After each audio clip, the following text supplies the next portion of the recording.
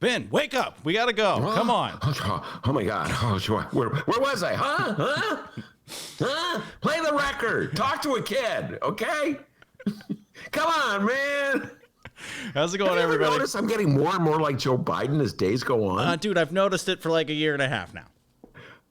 I'm just like, I'm getting a little nervous about this. Right? Yeah. And I've noticed it ever since Biden announced that he's running for president, that you're very similar to Joe Biden. Very similar. Yeah, that's why I'm going to take great offense to Joe Rogan. My dear friend Joe Rogan is ripping Joe Biden. He says Joe Biden, he says like Joe Biden, his brain is not as sharp as Donald Trump's. Come on, Joe Rogan. I dare. Let's have a test. Let's like some kind of like knowledge test. We'll see who's smart. Joe Rogan. It's crazy. It's crazy. I mean, we're about to elect a 78-year-old man. Joe, I believe that Donnie Trump is like 75. Whatever. All right. Sorry, guys. No Michael Girardi song today. We'll play one before we get to our interview with Adolfo Mondragon. Running a little bit behind. Case of the Tuesdays, I guess you can call it. Your Ben Joravsky show for Tuesday, September 15th is just moments away. And yes, Ben, you do have a Song of the Day request. Oh. But before we get into your Song of the Day and the show, we got to thank the following unions for sponsoring this program. Unions like the International Brotherhood of Electrical Workers, Local 9. The International Union of Operating Engineers, Local 150 are sponsors, as well as our good friends at the Chicago Federation of Labor. All right, Ben, your Song of the Day comes from Frank again. Frank, you're the man. By the way, do you have like audio going on? I can slightly hear a little background noise on your end. Like this noise? Oh, yeah, that's what I hear. No, Is that what you hear? I can hear a bit of an echo. I think it's fine. We'll power through. Your Song of the Day request comes from Frank. Your Song of the Day, Don't Rain on My Parade by Barbra Streisand. Barbra Streisand. Whoa. Oh my God, it's Barbra Streisand song. Hold on, I gotta do my. Isn't that from Funny Girl? Oh, there you go. That was going to be your trivia question. You just nailed it. From Funny Girl. You know what? I don't know that one, so I'll just sing people who need people. Come on, D, sing with me. Lucky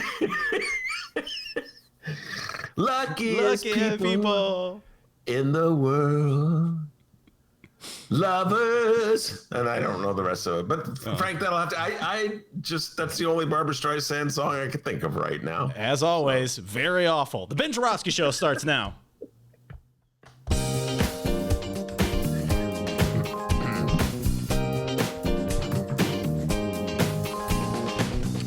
It is Tuesday, September 15th, and live from my apartment and his attic, this is the Ben Joravsky Show.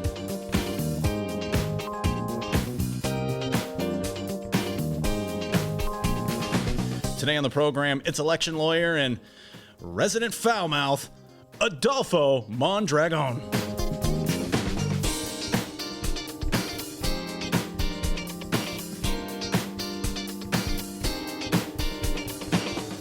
And now your host, on occasion, a foulmouth, Chicago Reader columnist Ben Joravsky.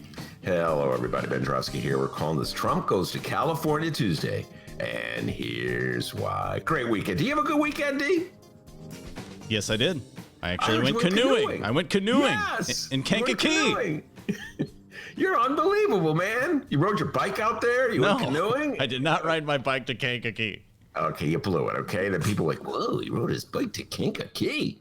What an athlete. It was a triathlon. He rode his bike, he went canoeing, and then he ate a hamburger. The three, Okay, sure. Parts of a triathlon. Well, no, I heard you went canoeing. That was really funny. And then the canoe tipped over, as my sources tell me. Yes, your sources, me, are correct. I got a good source. D, the key to journalism is good sources. Anyway, I'm glad you had fun canoeing. I've not really known as a canoer. I don't take to the water. I watched the Bears game. Go Bears. They won. Can we sing a song? Come on, D. Bear down, Chicago Bears. Now, you got to know that song. No, I don't. Oh, my God. I don't know that song. Wow, that is sad. Anyway, I was your so football excited. team, the Chicago Bears, are sad. But anyway. No, they're undefeated and tied for first. I'd like to tell you that. Okay, they're tied for first. And I totally admit that our front runner, I'm jumping aboard the bandwagon. I was trashing the Bears just about 2 weeks ago. Brian Urlacher, a Trump supporter. Ryan Pace doesn't know how to draft quarterbacks, but they won a game, so I'm all excited. Well, now I know how this goes. You're on the bandwagon, all right? Yeah. I say in about 7, maybe 6 days, you're gonna jump back off that. As soon as the Bears lose, you're off the bandwagon. I know how this goes. Exactly right. Yes. I just wrote about this too for the reader. I was like, that's it. They lose to the Giants coming up on Sunday. I'm through with them forever. And it's the story of me and the Bears. I saw a movie. I want to tell everybody Old Guard. It was a very entertaining flick.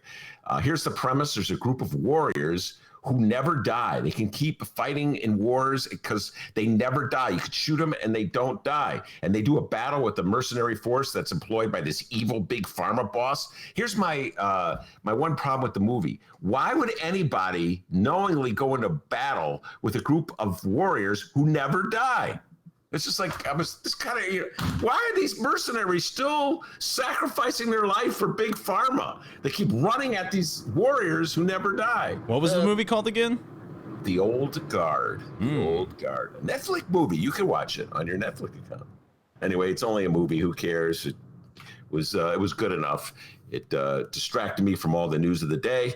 Big news, of course, vicious fires on the West Coast, not just California, but Oregon as well. It's so bad that President Trump made an appearance in California, just an appearance. He dropped in while he was on the West Coast, making campaign stops in Arizona and Nevada. And here's the relevant passage from the New York Times. Quote, Mr. Trump, who has come under intense criticism for barely addressing the crisis before, interrupted a Western campaign swing to make a 2-hour visit in an airport in McClellan Park outside Sacramento, where Air Force One descended through a smoky haze. Not far away, one of the biggest fires, now largely contained, recently burned more than 363,000 acres, end of quote. Immediately, Trump told reporters that the fire had absolutely nothing to do with climate change. It's not in any way related to man's polluting the environment. Instead, he says, quote, when the trees fall down, they're very dry, like matchstick, and they explode. Also leaves. When you have dried leaves in the ground, it's just fuel for fire. Joe Rogan, how can you say this guy is any more sharper of the brain than Joe Biden? I'm with you. Joe Biden is problematic. Play the record. Where are we? But come on, Joe Rogan. Fair is fair. You got to call it both ways. These guys are both, I wouldn't say demented, but things aren't clicking. Anyway, come on, Joe Rogan. Expect better of you. Had a joint meeting, Donald Trump did, with California Governor Gavin Newsom. And Gavin Newsom, all the newspapers' accounts, made a point of being, quote, exceedingly polite. He better be. Donald Trump has a long memory. He holds grudges. His brain may be not working on like 100%, but he remembers any slight. So if Gavin Newsom doesn't say the right thing, he'll hold it against him. No Here's collusion. what Gavin Newsom said. As you suggest, the working relationship I value. And then Gavin Newsom just like try to suggest that maybe climate change had something to do with the forest fires. Something's happening to the plumbing of the world, and we've come from a perspective humbly where we submit that science is in and observed evidence is self-evident that climate change is real, and that is exacerbating this.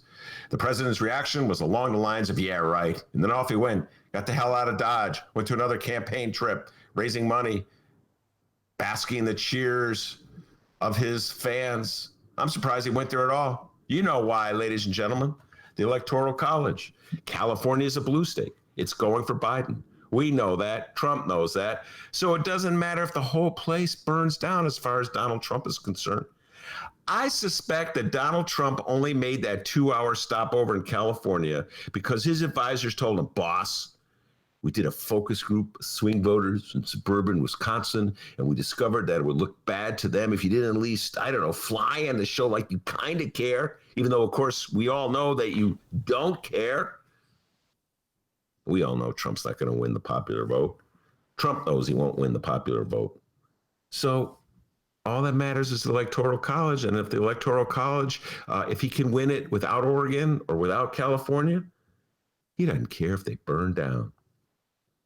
I was hoping that Donald Trump wouldn't even have his name on the ballot in California. If you recall, about a year or so ago, there was a law, I believe it was a law passed by the General Assembly in California that would prevent any presidential candidate from being on the ballot if he hadn't released his income taxes. That would, of course, apply to one Donald John Trump.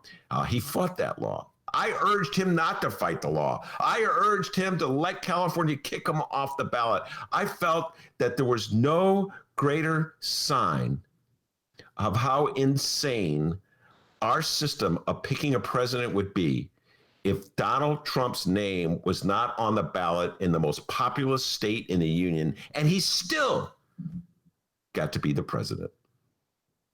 As far as Donald Trump is concerned, so long as voters in Wisconsin or Wyoming or Alabama or Texas don't punish him for his utter indifference to climate change, he will be indifferent to it. California can fall into the sea, as Steely Dan once said, and it won't matter to Donald Trump. It's really hard to hold the president accountable, folks, if the system itself is so broken. We got a great show today, everybody. Yeah! Mondragon is coming in. Let's go! We got to get down to business. Woo! Yes, we do. I was talking to Adolfo yesterday, election law lawyer. I sent him 3, not 1, not 2, not 3. 3 articles to read. Give a guy a lot of, man, people come on this show, they do homework. They're like, God damn, this guy asks a lot of us. It's sending people articles. Anyway, one thing I'm really curious about Adolfo, on the local level, he's filed several suits challenging various aldermen. I believe, well, I don't think he's filed a suit against Madigan, but he's challenged Madigan as well on this issue of using campaign funds to pay, to defray the costs of their criminal defense bills. Politician gets in trouble and he hires a lawyer. And he pays for that lawyer out of the money that people give him to run a campaign. How is that legal? How is that right? How is that fair? Adolfo Mondragon has a lot of views on that. Well, here we are. Donald Trump's not only doing that, he's got the Justice Department handling his defense, or petitioning to handle his defense in his rape trial, E. Jean Carroll's rape trial against him. So I'm going to ask him about that, election law, all kinds of good things, and local politics as well. Adolfo Mondragon. And D, you know, as you pointed out, Adolfo's been known to drop an F-bomb or 2 or 3. Good Lord, has he ever? And so I told him there's an over-under in Vegas as to how many minutes will pass before he drops his first F-bomb. And Adolfo told me, I'm going to prove you wrong, Ben. I'm going to go through the whole show without dropping an F-bomb. Oh. So, I know We'll the see. challenge We is shall see. We shall see. Did he ever drop the F-bomb on the old show when you would actually bleep it out? You mean back in the Sometime studio, pre-COVID days? No, actually, the show before that, I can't remember where I was working, but whatever. WCPT 820. They fired you. I don't think we ever really had Adolfo on. We only had him on like 1 or 2 times, I think, on the radio show. We had him on twice. I want to say at least twice. And I believe he showed tremendous restraint and discipline, and he did not drop the F-bomb. What happened to that? What happened to that, Adolfo? He's like, bleep it. It's a bleep it podcast. He's a big Joe Rogan fan. He's like, Joe Rogan swears all the time. By the way, for 10 trivia points, let's see if you can pull this off. All right. On the old radio show, before they fired me. Okay. At WCPT 820, where facts matter. Go ahead. Yeah, where facts matter, but Ben doesn't matter. Okay. See you later. All right. Who was the first guest that you had to bleep out? Oh, wow. Do you know that? I think I do. Oh, great. Because I'm pretty sure I know who it is. You know what? I have no idea. I'll just take a guess. Mr. Bike, that foul mouth. No, Mr. Bike. Mr. Bike never Dennis, could you play Alderman Solis for me? Mr. Pike, by the way, will be here on Wednesday. We have a whole week is booked.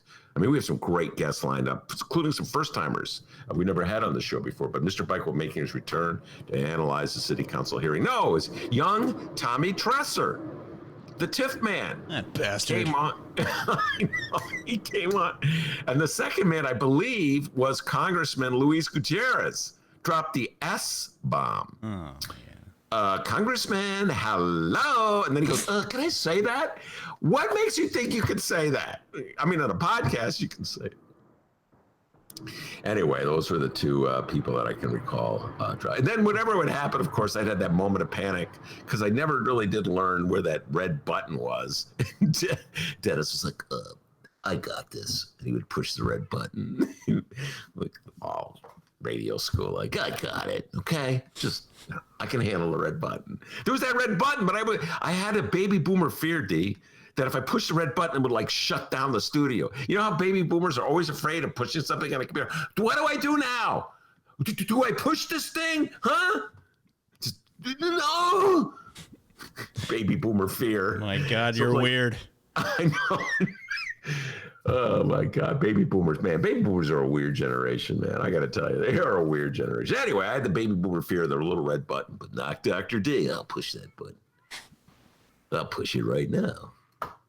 And then, of course, like 10 seconds. Is that it? Or 7 seconds? Everything's down. Well, you hit the red button once. That's 10 seconds. Twice, 20 seconds. 3 times, 30 seconds. Wow, damn. Not only did you go to radio school, but you're Dan Biss when it comes to mathematics. Anyway, Adolfo will be here, and get ready to push that red button, D, because I don't believe him. I believe he's going to be dropping the F-bomb from about, I'd say, 3 minutes. I give him 3 minutes. Oh, yeah. Hey, what the F's up, Ben? Okay, Adolfo. Anyway, Adolfo will be here. We're talking a lot of politics. Before we do that, the young man from Alton, the man that Adolfo fondly calls Dr. Doobie, with the news. Well, he calls me Dr. Effin' Doobie, but, you know, I'll take it. How's it going, everybody? I'm Dennis. Hey, Ben, it seems like it's a hit on the Ben Joravsky show. No pun intended. Brianna asked, where's the table hit? Hit that table, Ben. Come on. Yeah. You know what, Brianna? The truth is we had a pre-show production meeting not long ago, and Dennis goes, Ben, the table hits are not good because they knock everything out. So he did not do the table hits. That's a lie. That is a bold-faced lie. Another one. That was good. Wait, who is the one that really, back in the studio, my beloved Suntime studio, which I miss so much, wasn't it Sergio who would be whacking the table all the time? Oh, yeah. Sergio, big table whacker, that guy. So anyway, Brianna, I'm going to bring it back. Here we go. Harumph! All right. Oh, my goodness. That's for you, Brianna, and all the other live stream chats who love it when Ben hits the table. But Ben, I'm pumped. Could you actually hand me that bottle real quick? All right. Oh, yeah, there we go.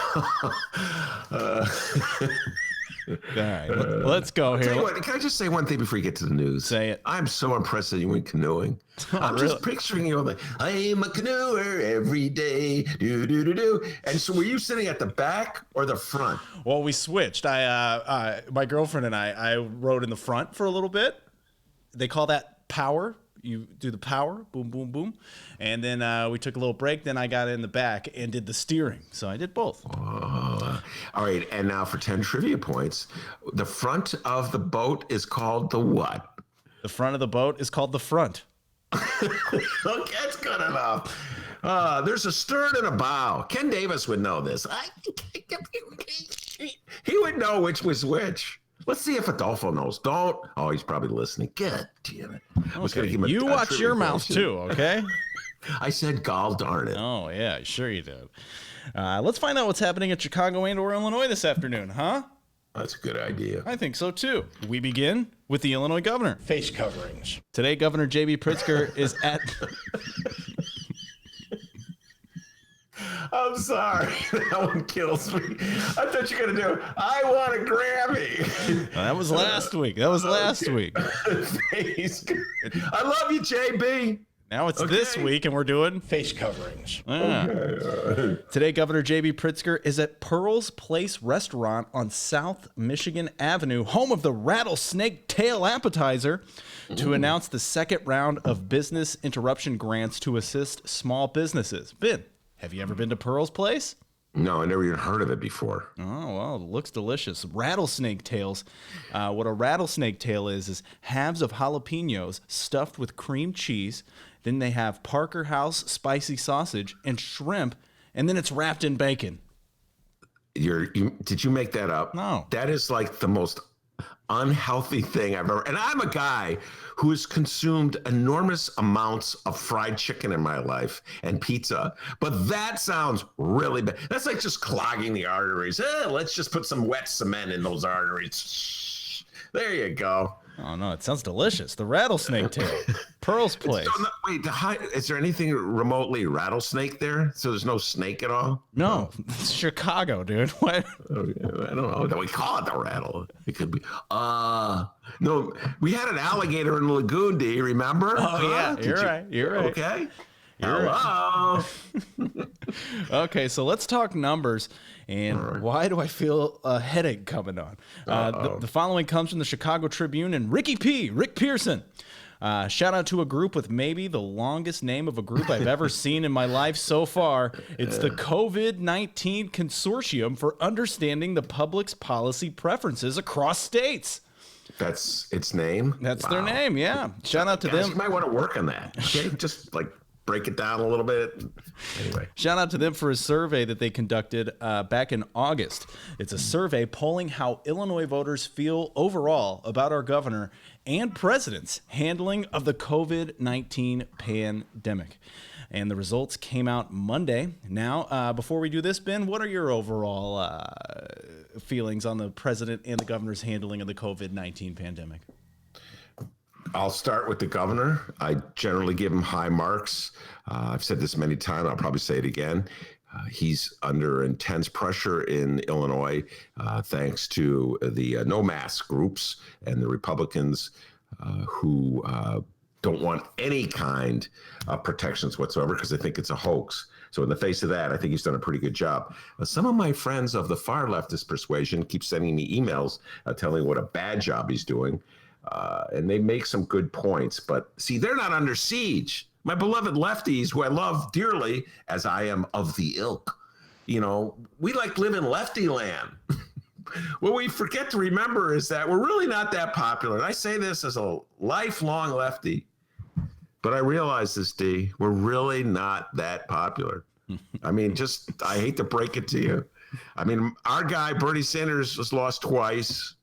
They make fun. Everybody makes fun of him. Trump calls him crazy. And it just seems as though we've been really put in a box here.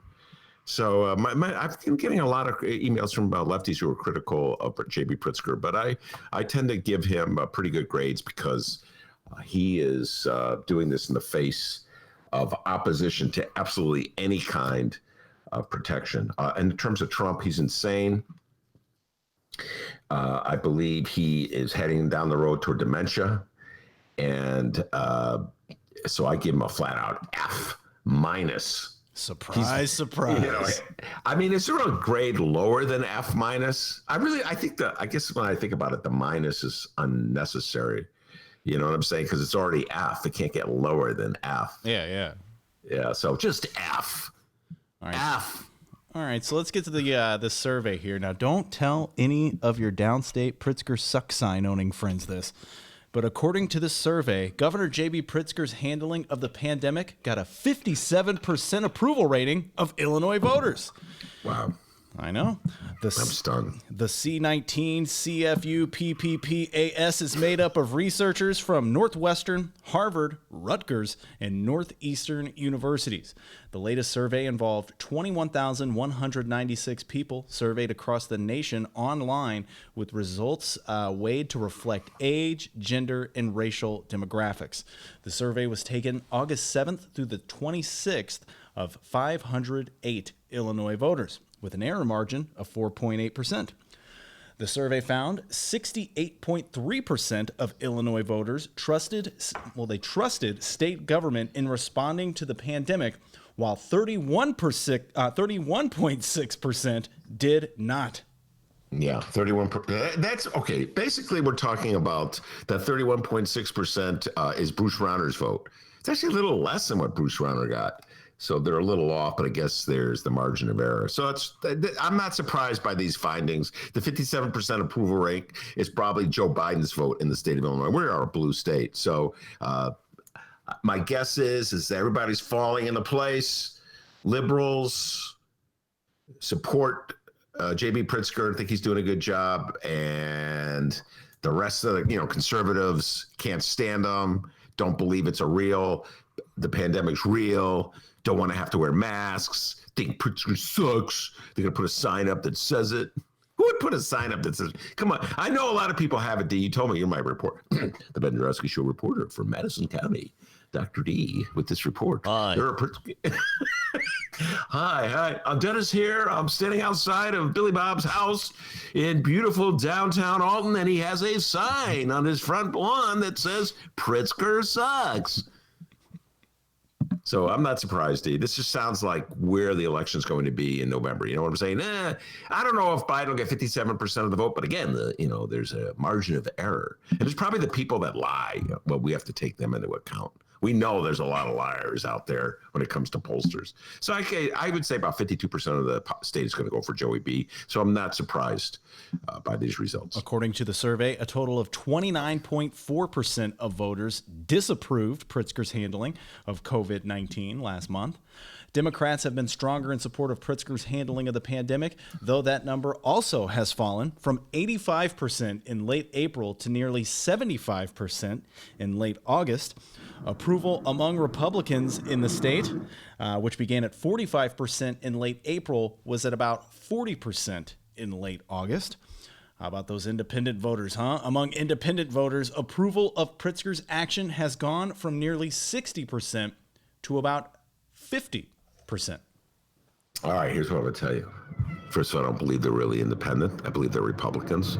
I believe they're embarrassed to admit that that's one of the first lies. People that tell you they're independent, I'm an independent voter, I go election to election and they don't make up my mind. They may every now and then swing one way or the other, D, but by and large, people vote along a certain party line. Let's be honest. I'm an independent. People love saying they're independent, particularly reporters. You ever notice reporters? Well, I'm not really affiliated with any party. I'm a reporter and I just make up my mind. Election by election. Come on, guys. You're all basically Democrat or Republican. You're basically on the left of the center or you're to the right of the center. So when you say you're independent, you're just ducking and dodging. All right? So I'd say most of those independents are Republicans.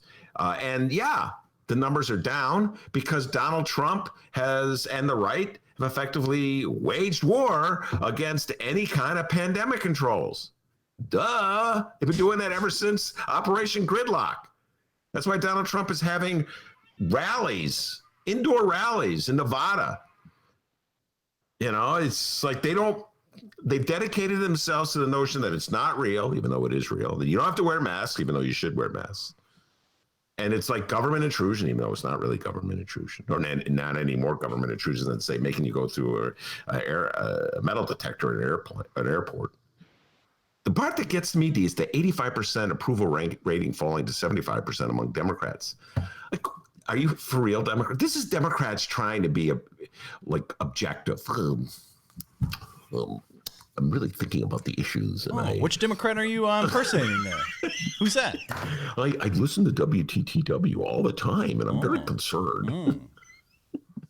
I don't know why any Democrat would fall. That's what I'm saying. My lefty friends were never on board. That's the 15%. They were never there, right? They thought he didn't go far enough, right? So that's the 15%. That's the left. But you wishy-washy liberals, man, you will jump off man, you are so undependable. Things get a little nervous. The knees are rattling. I'm a wishy-washy liberal. I'm jumping off. Come on, liberals. And come on, Gazzardi, just say you want Madigan to step down. Will Gazzardi. I think he's like the mini dean of the progressives. It's hard to say mini because he's so tall, but he's been in the General Assembly for quite a while. Since 2014, I want to say. All right, among Illinois voters, 46.3% said that the pandemic has disrupted their lives a lot or a great deal.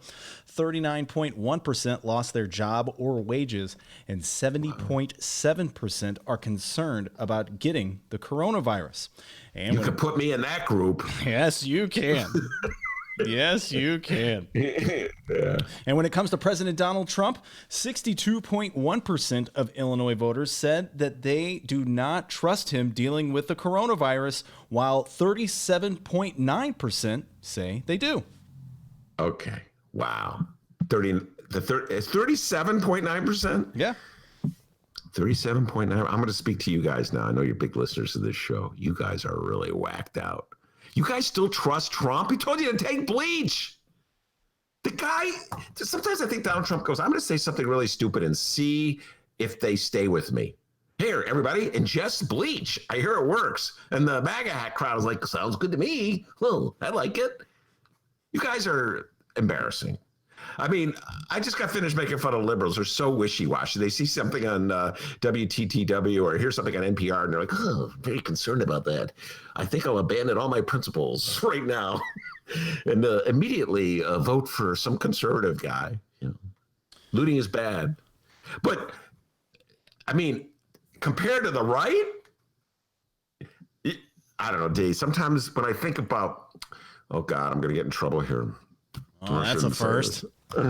Because it's like I just have this general thing about voters that I have to overcome. They're so important, right? Duh.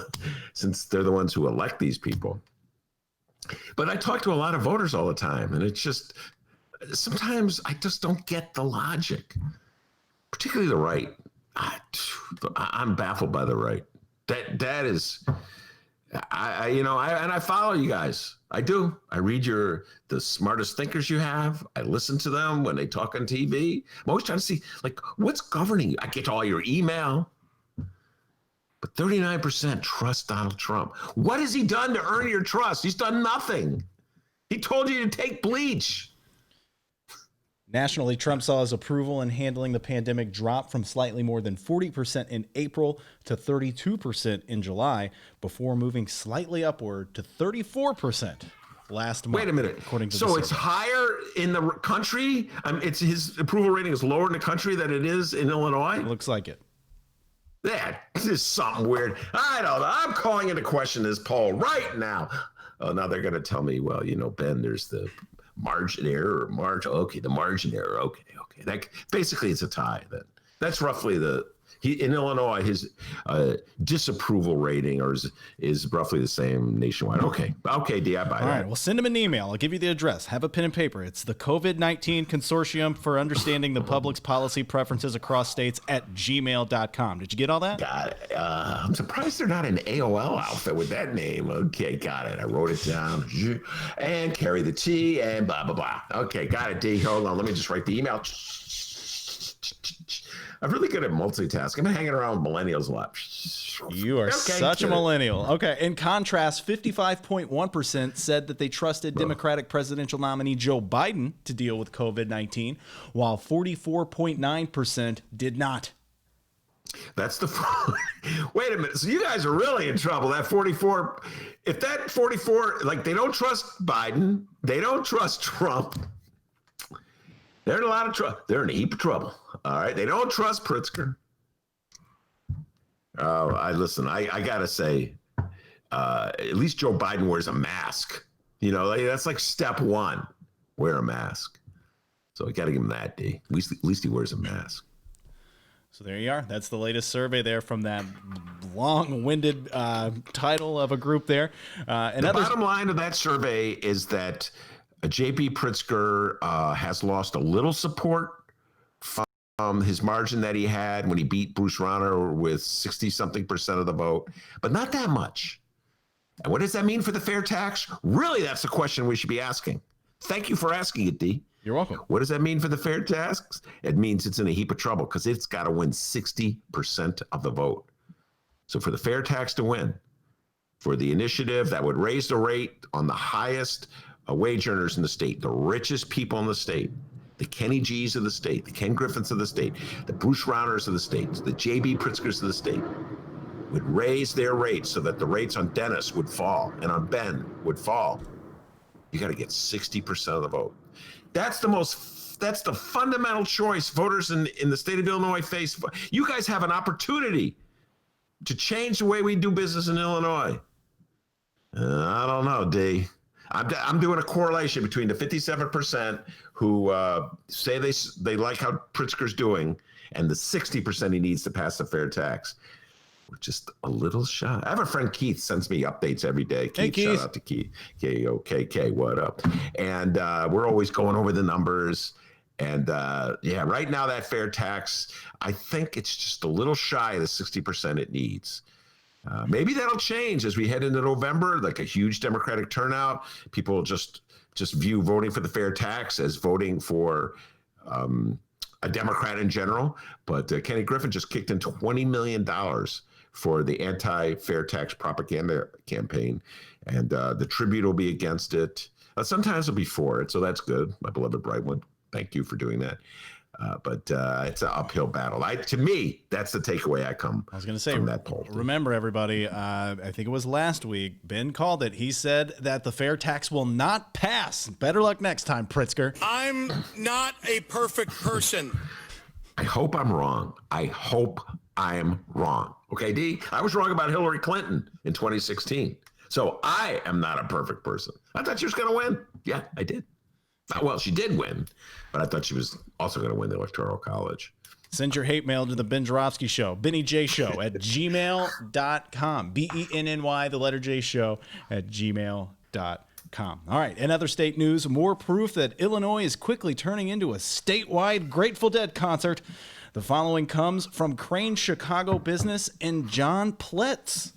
According to the Illinois Department of Revenue, Illinois has collected $19.2 million in cannabis taxes just last month. That's up 38% from July. August tax receipts reflect the surge in marijuana sales in July when adult use weed revenue jumped 28% to about $61 million. Marijuana products are taxed at varying rates, from smokable weed, the way mom and dad used to do it, to edibles. And that's all depending on potency.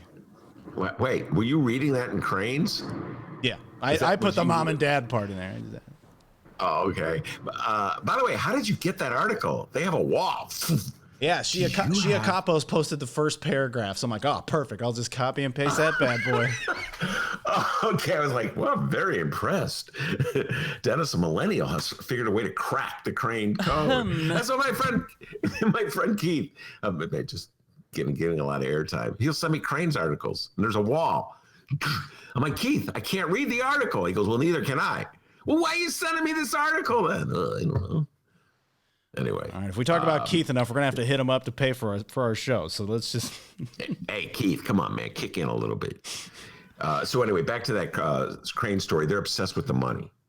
And I've always felt as though that was the wrong thing to accentuate when it comes to legalizing cannabis in the state of Illinois. I've always felt that. I think all that the injustice, the social injustice, was the thing we should be concentrating on. But Cranes is a business publication, D. They don't really care about social injustice. They care about do, re, mi. So that's what they're, 19.2 million. Sounds good to me. Yes. I actually mixed feelings. This is going to get me in a lot of trouble, but I have mixed feelings. If they just stopped arresting people for possession of reefer, I don't know why legalize it. Just make it illegal, right?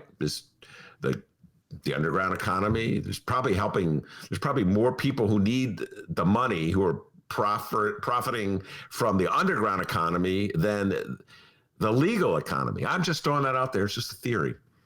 So as long as you aren't arresting anybody, I don't know why. What's the big deal? That's kind of where I stand on this one, D. But every day, they go, ooh, $19.2 million. Wow. That's the part that Cranes accentuates. Ben, way to go, man. They're not going to talk about like thousands of people thrown into jail, lives ruined, war on drugs destroying neighborhoods. No, $19.2 million. Well, that's good for the state coffers. Hey, I'm just happy we read a Cranes article and you didn't trash Cranes writer Greg Hines for his poker playing. So way to go on that. I'm trying to get that interview. I got it lined up for sometime in October. All right. So let's just move on. All right. You mean Greg, no one to hold him, no one to fold him Hines? That Greg Hines? Yeah, that Greg Hines. Greg's a little conservative. When I met him, he's kind of a hippie. Now he's there we go. Call him a hippie. Awesome. But that was years ago. Now he's very conservative. Greg Hines, so sorry. Please just don't listen to him. We'd love to have you on the program. Okay, moving on. The magic number is 49. We're now 49 days away from Election Day. Wow. And yes, 49 days away from finding out which confused old man will be the leader of the free world, Donnie T. I'm not a doctor. Or Joey B. I just want you to know I had permission to hug Lonnie. Lord help us all. I'm just saying, Joe Rogan, come on, man. Fair is fair, okay? If you're going to make fun of Biden, which is understandable, don't ignore Trump. I think Rogan's is, see, this is the thing. Joe Rogan is probably a Donald Trump voter, but he realizes. No, he's not a Donald Trump voter. But he doesn't want to admit it, Dave. I think that's going on. We talk about this all the time. The Dennis, Dr. D theory of white voters, you were the one who came up with it. I gave you the name. They lie. They don't want to admit. They like Donnie. Just saying. Just reading the tea leaves there. Anyway, yes. I'm sorry, I cut you off. But don't forget, everybody, there are also several elections happening all across Illinois. And this afternoon, the Ben Joravsky Show's local election coverage continues. Ben, we have another candidate campaign ad to play. I am so excited. I'm hoping that it is Sean Casten. Okay, it is. Way to ruin that surprise. Wait, I was hoping it was Jeannie Ives. No, it's time for... I'm Jeannie. It's time for a 2020 Illinois general election candidate update. This is a 2020 Illinois general election candidate update. Oh, God, I love that. I love that production quality. One more time, Vilma. Great job, Vilma, and our production crew, our staff. How many guys you got working for you, D? 20? Is it 20? Yeah, it's 20. 20. Vilma, great job, okay? Go ahead, D. Quit bringing up Vilma. She doesn't like it. All right. Before we play the ad, we do have some Chicago election news to cover. It involves the story that will not go away, no matter how much we wish and pray. Smollett-gate, the time that damn near 2 years ago, former Empire television show actor Jesse Smollett was caught faking his own hate crime, and Cook County State's Attorney Kim Foxx's alleged botched handling of the whole thing. And, well, if we're sick of hearing about this stupid story, just imagine how Kim Foxx feels. Bullshit. It's bullshit. It's bullshit. It's bullshit. She called it bullshit on our show like last year. And before we read the latest in Smollett-gate, actually, we'd like to share with all of you an email that we received over the weekend. Very nice email we got. The feller didn't want his name put out on the show, but he had some kind words to say, and we do want to share some of it with you. Let's see here. He says, while I do miss seeing you guys and all your guests in studio on Racine Avenue, I have to applaud you for the way you've handled the show during this awful pandemic. Thank you, mystery person. I may not have tuned in for all that long, but I've listened as you've gone through maintaining social distancing, tried out different conferencing platforms, battled cease and desist letters, endured technical difficulties, boy have we ever, and continued to put on a great show for the audience with thought-provoking political commentary and a lot of good humor. Ben, then he compliments you on your sound effects. I love whoever this guy is. I love this guy. He says the sound effects are amazing from both of you. Well, hey, person who sent us his email who wants to go unnamed, this one's for you. Ben, let him hear the cat out of the bag. Okay, you keep forgetting to do the bag noise. Oh. There it is. That's a cat out of the bag, everybody. Oh, God, I'm so good. Can we hear flip-flopping? Oh, man. That's me on Michael Madigan. And the part I wanted to mention here, he says, and the way you take the time to explain messy topics and connections to specific people and places is really appreciated from me. I tend to take more time to process ideas than many people that I know, and some other podcasts that I've listened to don't do that as much. They just sort of assume that the audience knows it all. Tell me about it, mystery emailer. Go through it all the time.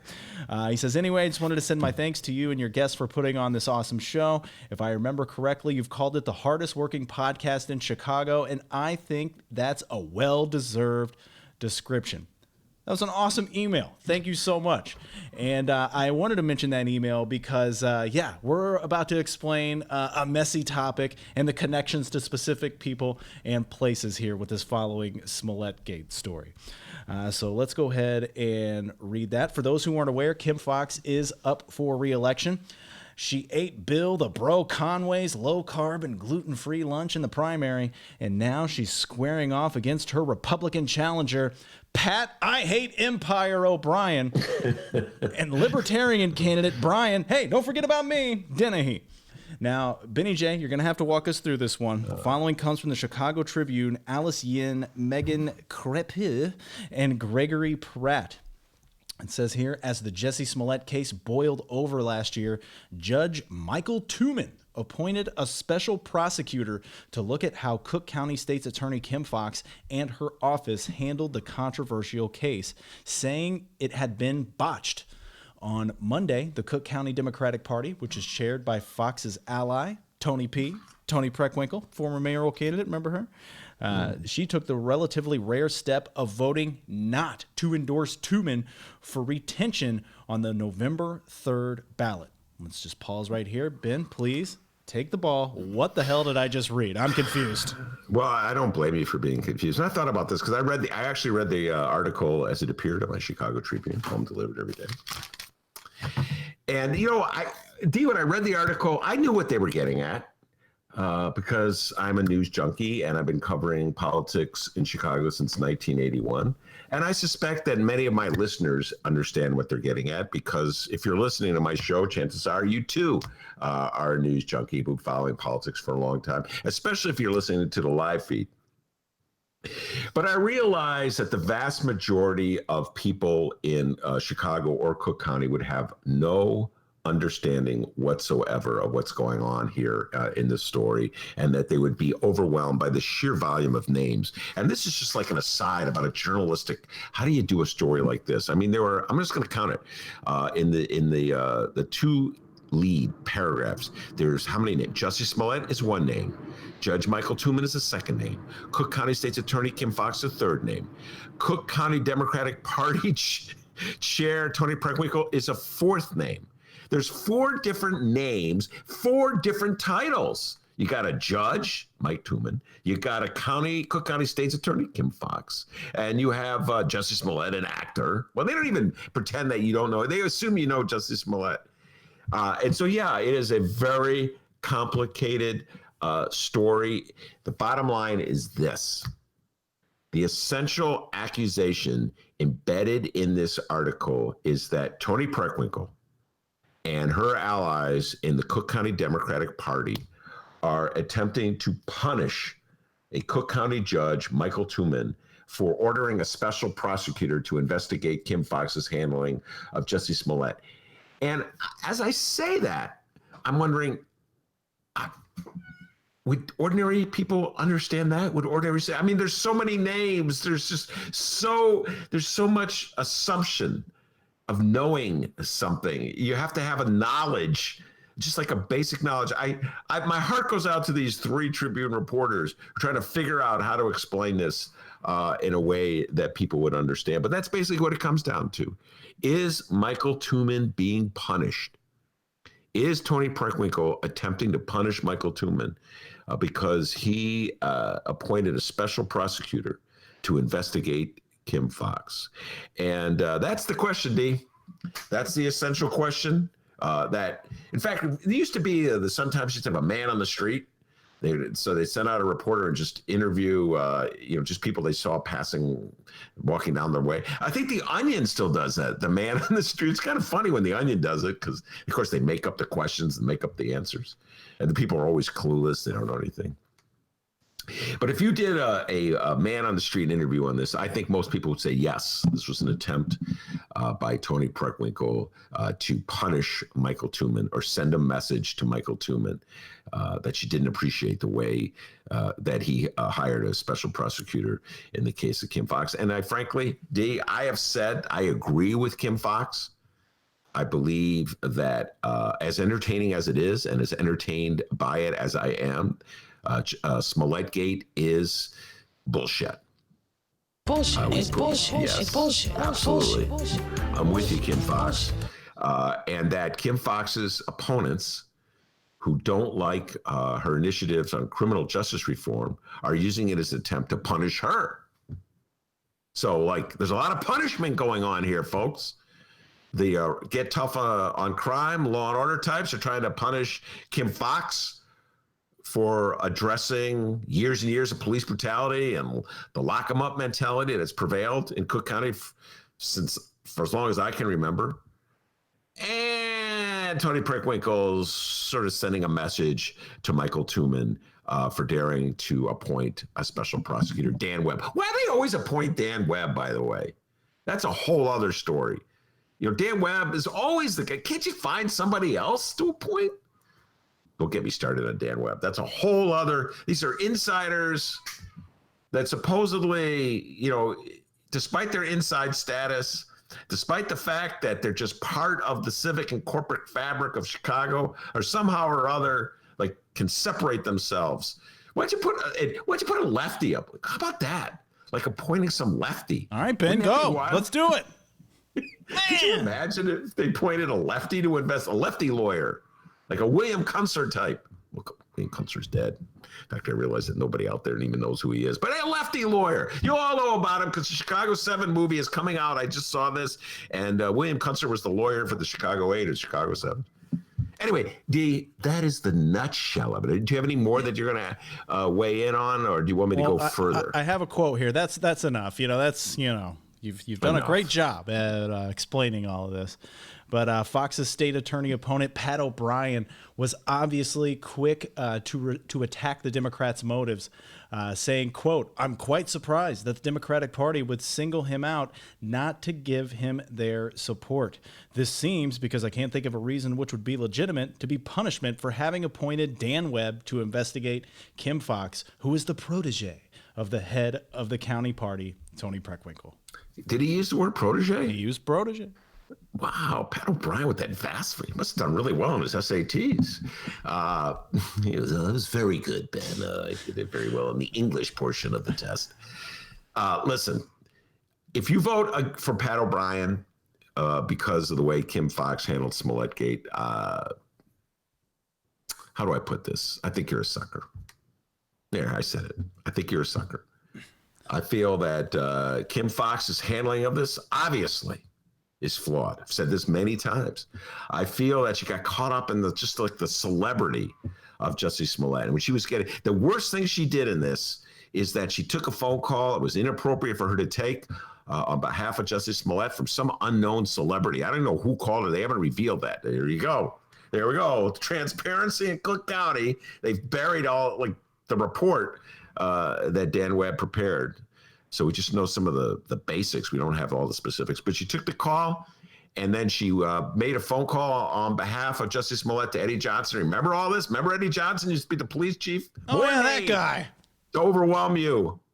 The story is only, 2 years old almost? So a lot of these people whose names I'm mentioning aren't even on the scene anymore. Empire's off the air, isn't it? Isn't Empire off the air? I couldn't tell you. Oh, come on. He's acting like he loves Empire, ladies and gentlemen. He owns tapes of Empire. The other night I called Dennis. I go, Dennis, let's talk about pre-production. Ben, I'm watching season 3, episode 4 of Empire. Can I get back to you? It's funny because it's the year 2020. Just the fact that I own tapes of Empire isn't surprising. The fact that I own tapes in general is surprising. No, Who the hell has tapes anymore? As soon as I said it, I like, oh, here we go.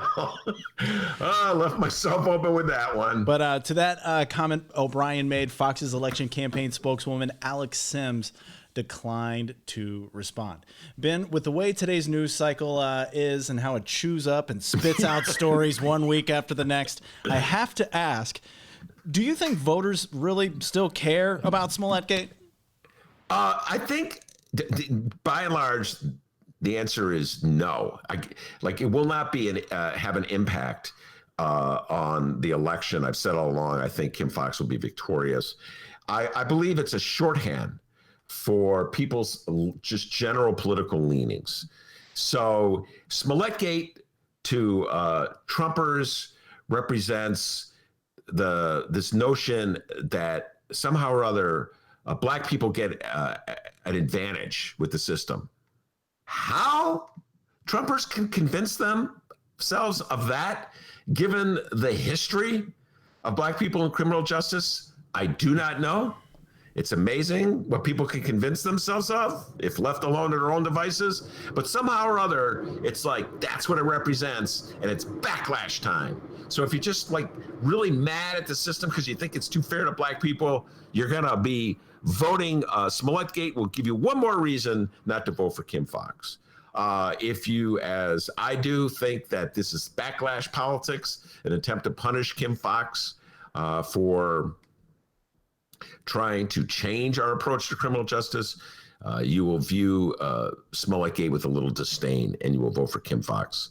So my guess is that she will be victorious because Cook County is I think more people of the liberal persuasion are going to lean that way and just go with her. And Smollettgate will just be like this, what do I say, like humorous little side story. But all the attention that's focused on it. Good God. I just think of all the people swept up in our insane war on drugs. They never appointed Dan Webb to investigate that. Just Smollettgate. Because he's a celebrity, D. We're obsessed with celebrities. He's not even that big a celebrity, but it's good enough. He was on Empire. That's like that other celebrity. I'm proud of this fact. I've not read one story, but I was just saying to my wife the other day, I can't believe there's another, and it's the house repair guy. You know who I'm talking about? No, house repair guy. Yeah. There's some guy I know some of our listeners know what I'm talking about. There's a show about a reality TV show where they come in and they repair a house, and somehow there's some controversy. I mean, there's a lot of shows that do that. This story has been around Chicago. The Bright One loves it. They put it on and I just like don't read it. I see it. I absolutely don't read it. I know. And it's like the Bucktown house there's still controversy. And they like the names. Everybody, like the people who are into the story know the names of the people. Billy Bob and Janie Joe. They know their names. So it's like Spelunky. We just love celebrities so much. Oh, they're talking about celebrities. I feel like I know these people because I see them on TV. So to answer your question, D, no, I do not think Smollettgate will have a big impact on how people vote. And furthermore, this story is so complicated and confusing. This Michael Tooman story, I do not believe it will have an impact on Michael Tooman's retention. Most people don't even know what that means. And I do not believe it will have an impact on Kim Foxx. But I tell you this, you're going to hear a lot about it in the Tribune because they are going after Kim Foxx big time. And my attitude about Kim Foxx is that her alleged mishandling pales in comparison to William Barr, Attorney General. Pales, okay? If Kim Foxx had done half of the things could you imagine if William Barr, we're going to be talking about this with Adolfo. Get ready, Adolfo. William Barr has attempted to intervene to become Donald Trump's defense lawyer in the rape case against him. Imagine if Kim Foxx moved to intervene to defend Michael Joseph Madigan in Commonwealth Edison Gate. Oh my God, the Tribune's head would explode. So, I mean, if you want to compare overreach by prosecutors, I think that William Barr far exceeds Kim Foxx. So that's why, in my opinion, the Kim Foxx haters have no credibility. All right. And finally here, let's play today's candidate campaign ad. Our ad once again comes out of the 6th Congressional District in the congressional race between incumbent Sean Puffy Kasten and his one-of-a-kind Republican opponent, Jeannie I Also Hate Empire Ives. By the way, still waiting for the latest ad from Ives. We learned Monday that Ives is spending $43,000 on a series of cable TV ad buys that will run this Thursday through September 23rd. Will it be one of those middle-of-the-road ads like the one we heard last week from Jeannie Ives? I'm Jeannie Ives. Want to know why I'm running for Congress? Walk a mile in my shoes. Or will it be a new one featuring the Jeannie Ives we've grown to love, calling Sean Kasten a dirty hippie? Only time will tell, all right? But we do have a new campaign ad from Sean Kasten to play for all of you. Kasten's latest ad proved to be effective, or his last ad, rather, proved to be effective. It was an endorsement from former bigwig Republican Pat Brady. The ad had partisan conservatives up in arms. A handful of Ives supporters took to the local media and called Pat Brady a phony liberal. So let's hear the latest ad from Kasten here. According to his campaign, the ad is part of a $2.4 million ad buy on TV and cable that will run through Election Day. This ad showcases the fact that Kasten is no dummy and highlights his experience as a scientist. This ad is titled Molecular. Sean Kasten, a scientist who built a successful company that used technology to clean up pollution, putting businesses to work fighting climate change. Sean pledged to keep people informed, holding more than 40 town hall meetings across the district.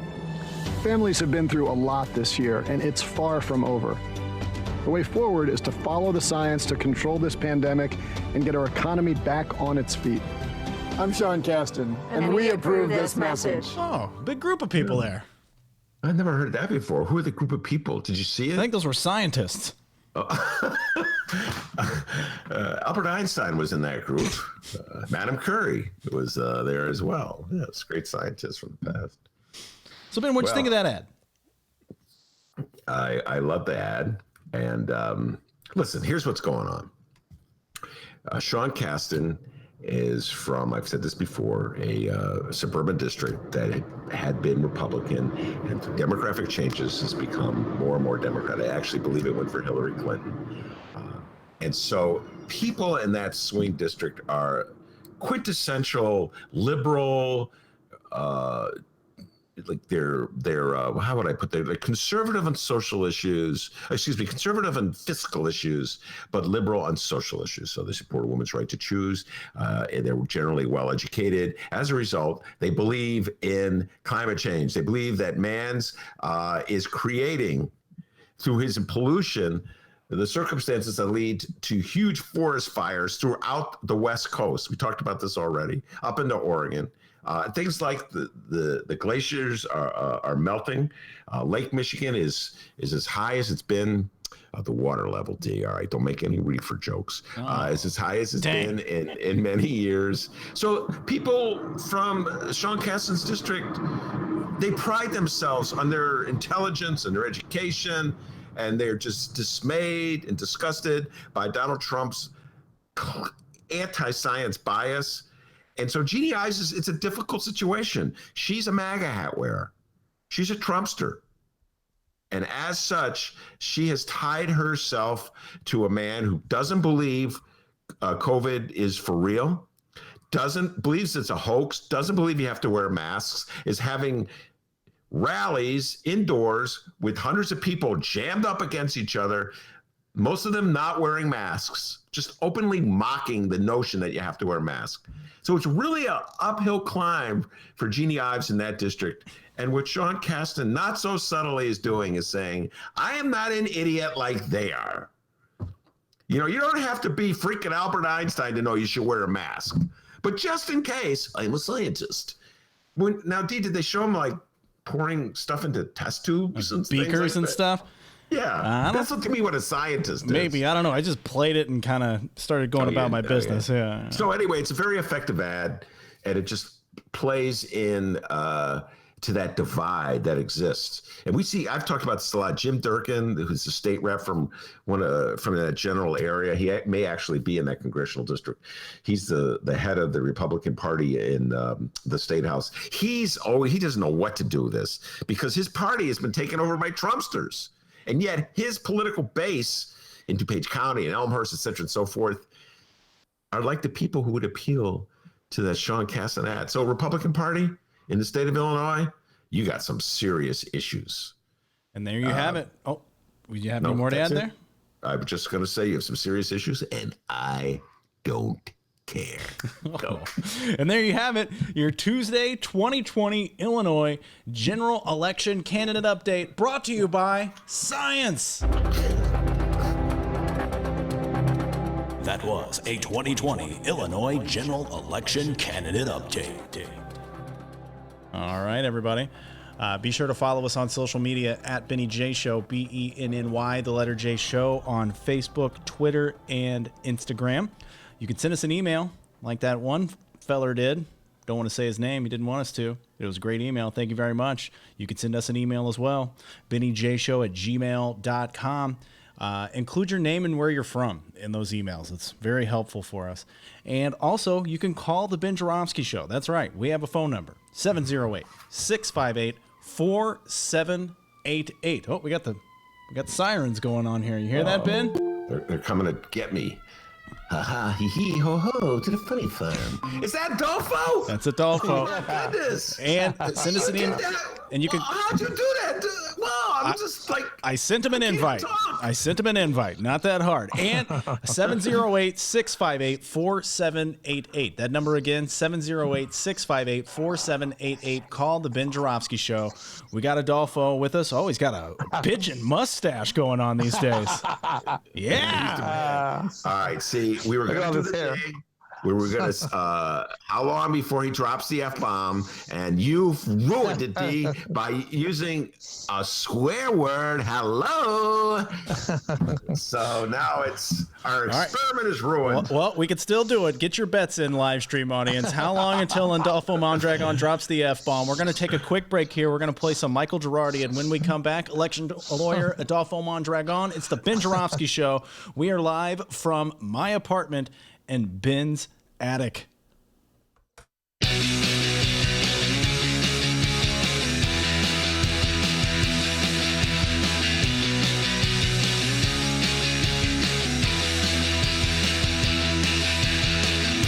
City voted just for fun.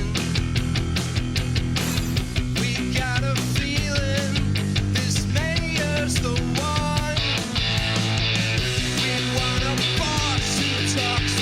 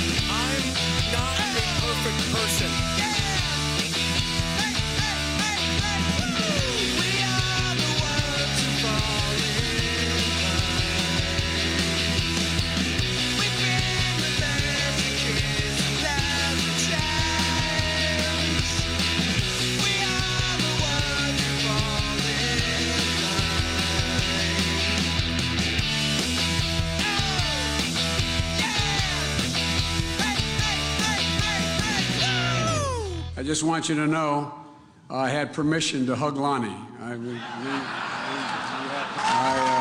Anyway.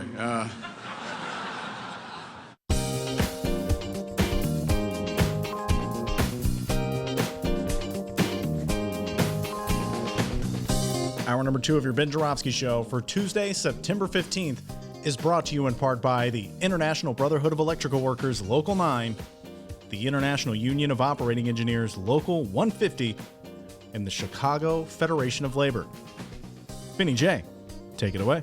Adolfo Mondragon, Pride and Joy, Back of the Yards, Curie High, Yale, University of Chicago Law School, you name it, the Ben Joravsky Show, nickname El Dragon. He's an attorney by trade, an election law lawyer. His expertise, his particular expertise. He's a political junkie. He's run for office several times. And he's a frequent guest on our show because he's unafraid to tell it like it is. Adolfo, welcome back to the show. Thanks, Benny. Just before that, I got to make a correction there. In the state of Illinois, attorneys are not experts, but we focus on certain areas of the law. Okay, I sit corrected. I'll probably make the same mistake the next time he comes on. No, it's just it's an ethical thing. We have to say that. Is that right? For real? Ethics? Yeah, just the thought of ethics in the state of Illinois. Right. Right. All right, a lot on my what concept? Ethics? Illinois? Let me think about that. Yesterday, I sent Adolfo homework. I sent him 3 articles, ladies and gentlemen, to read. Yeah, I make my guests work hard when they come on my show, and I make them read all kinds of articles. And the articles I sent him have to do with Donald Trump spending up to $58 million on lawyers' fees since 2015, money that he took out of various campaign funds. People donated for political campaigns. He ends up spending money on lawyer fees. Interesting.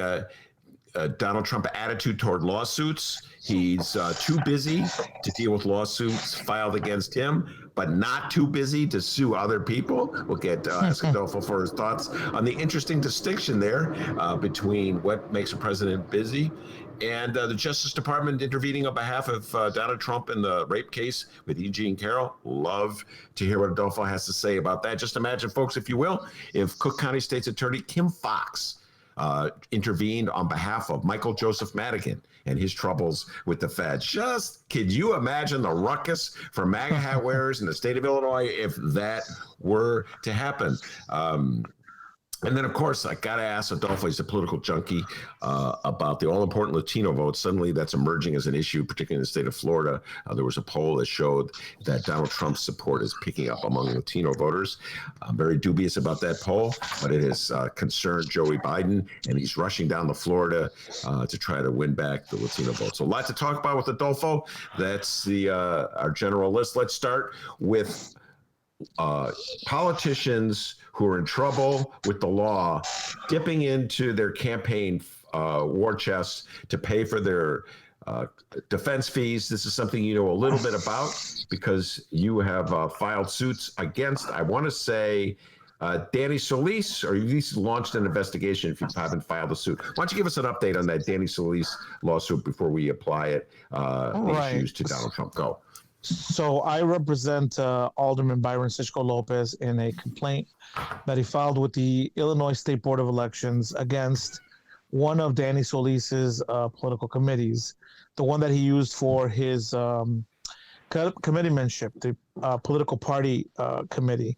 Because he had at least 2, one that he used for his aldermanic stuff and one that he used for the award committeeman position. And as some people might know, some time ago, actually the day right after he finished his term as alderman and was a private citizen for the first time in like 23 years, he shifted some money from one political committee to another, and then made a payment in the amount of like something like $220,000 to a law firm that was providing him legal defense against the allegations of wrongdoing and public corruption that came out of a 2-year federal investigation. And so the complaint basically says that, campaign funds are for campaigns. by definition. The act says you can only use money or what they call expenditures for something that has a connection to either your election, nomination to election, your election, or your retention to office. And money to attorneys to assist you in your private defense against criminal charges is not money that's going towards your campaign. And so it's an issue of first impression. That means that the courts have never addressed this issue because although we are arguing that the law has always prohibited this type of use of money, the board themselves have over the years gotten inquiries about this practice, but have had a blanket policy of, oh, it's allowable because they are attorney's fees. And as long as they're attorney's fees and there's nothing in the statute that prohibits attorney's fees, they're perfectly okay. And so the problem with that argument is that there are some types of attorney's fees that are perfectly legitimate. When you pay an attorney to file your candidacy papers, that's related to your campaign. When you pay an attorney to defend you against an objection, that's related to your campaign. When you pay an attorney to contest an election, that's related to your campaign. So the reason why the statute doesn't prohibit legal fees blanket, is because there are some that are legit and there are some that are not. What the act does prohibit is money that's not related or connected directly to campaigning or election. And so it's very similar on the federal level. They have rules that prohibit essentially personal use of money that's supposed to be used for campaigns. And the federal system has a test that they use to determine whether or not the use was in fact personal or was for campaigning. And I haven't dealt much with the federal system at all, but the idea is basically that whether you're running for federal office or you're running in any one of these states that has campaign disclosure laws, is that if someone's going to donate money for you to run for campaign, for election to an office, that money should be used for that purpose and not so that you could go buy yourself a nice suit, so that you could go get yourself a haircut, so that you could go buy yourself a house, a car, etc. So, things that are personal and very personal in nature and are only secondary to your campaigning purposes shouldn't be allowed. Well, I would argue, just based on what you said, Adolfo, that for a more appropriate use of campaign funds would be buying a suit so that you can go make a presentable appearance when you go to the voters. That would be a more appropriate use of. And yet that is prohibited. So that just tells you, that and let me just finish. That's more appropriate than spending money on your criminal defense fund. Go ahead. Exactly, and that's my point. So if you're even prohibited from purchasing a suit because you're probably going to use the suit 90% time for your personal stuff and 10% for campaigning or whatever, then how the hell are you going to be able to use your money to pay attorneys to defend you against charges that are personal in nature? They're not about your official duties or your campaigning duties. And when they're charges about public corruption in particular, well, your official duties aren't to be corrupt in office. So therefore, you can't argue that it was about, your campaigning or your public office duties because you're not supposed to be corrupt. Well, let's apply this to Donald Trump. You're not supposed to be corrupt. That would be news to Donald Trump. Donald Trump, according to the New York Times, give Eric Lipton credit. He's the reporter who did all the research. Since 2015, Donald Trump has reached into various campaign funds to spend approximately $58 million on legal fees. And some of that money went to not just defending himself, but initiating lawsuits, particularly lawsuits against White House aides who wrote tell-all books. So he claimed they violated non-disclosure agreements. So he's filing lawsuits, using campaign funds to finance lawsuits to try to keep people from writing books, to try to enforce non-disclosure agreements. How the heck is that legal? So, from reading the article, I think that a big part of the problem is something that happens here similarly in Illinois, which is why, Alderman Cisco Lopez had to file the complaint, is that when these things are reported, they're reported under, massive, amounts under just the title of legal fees.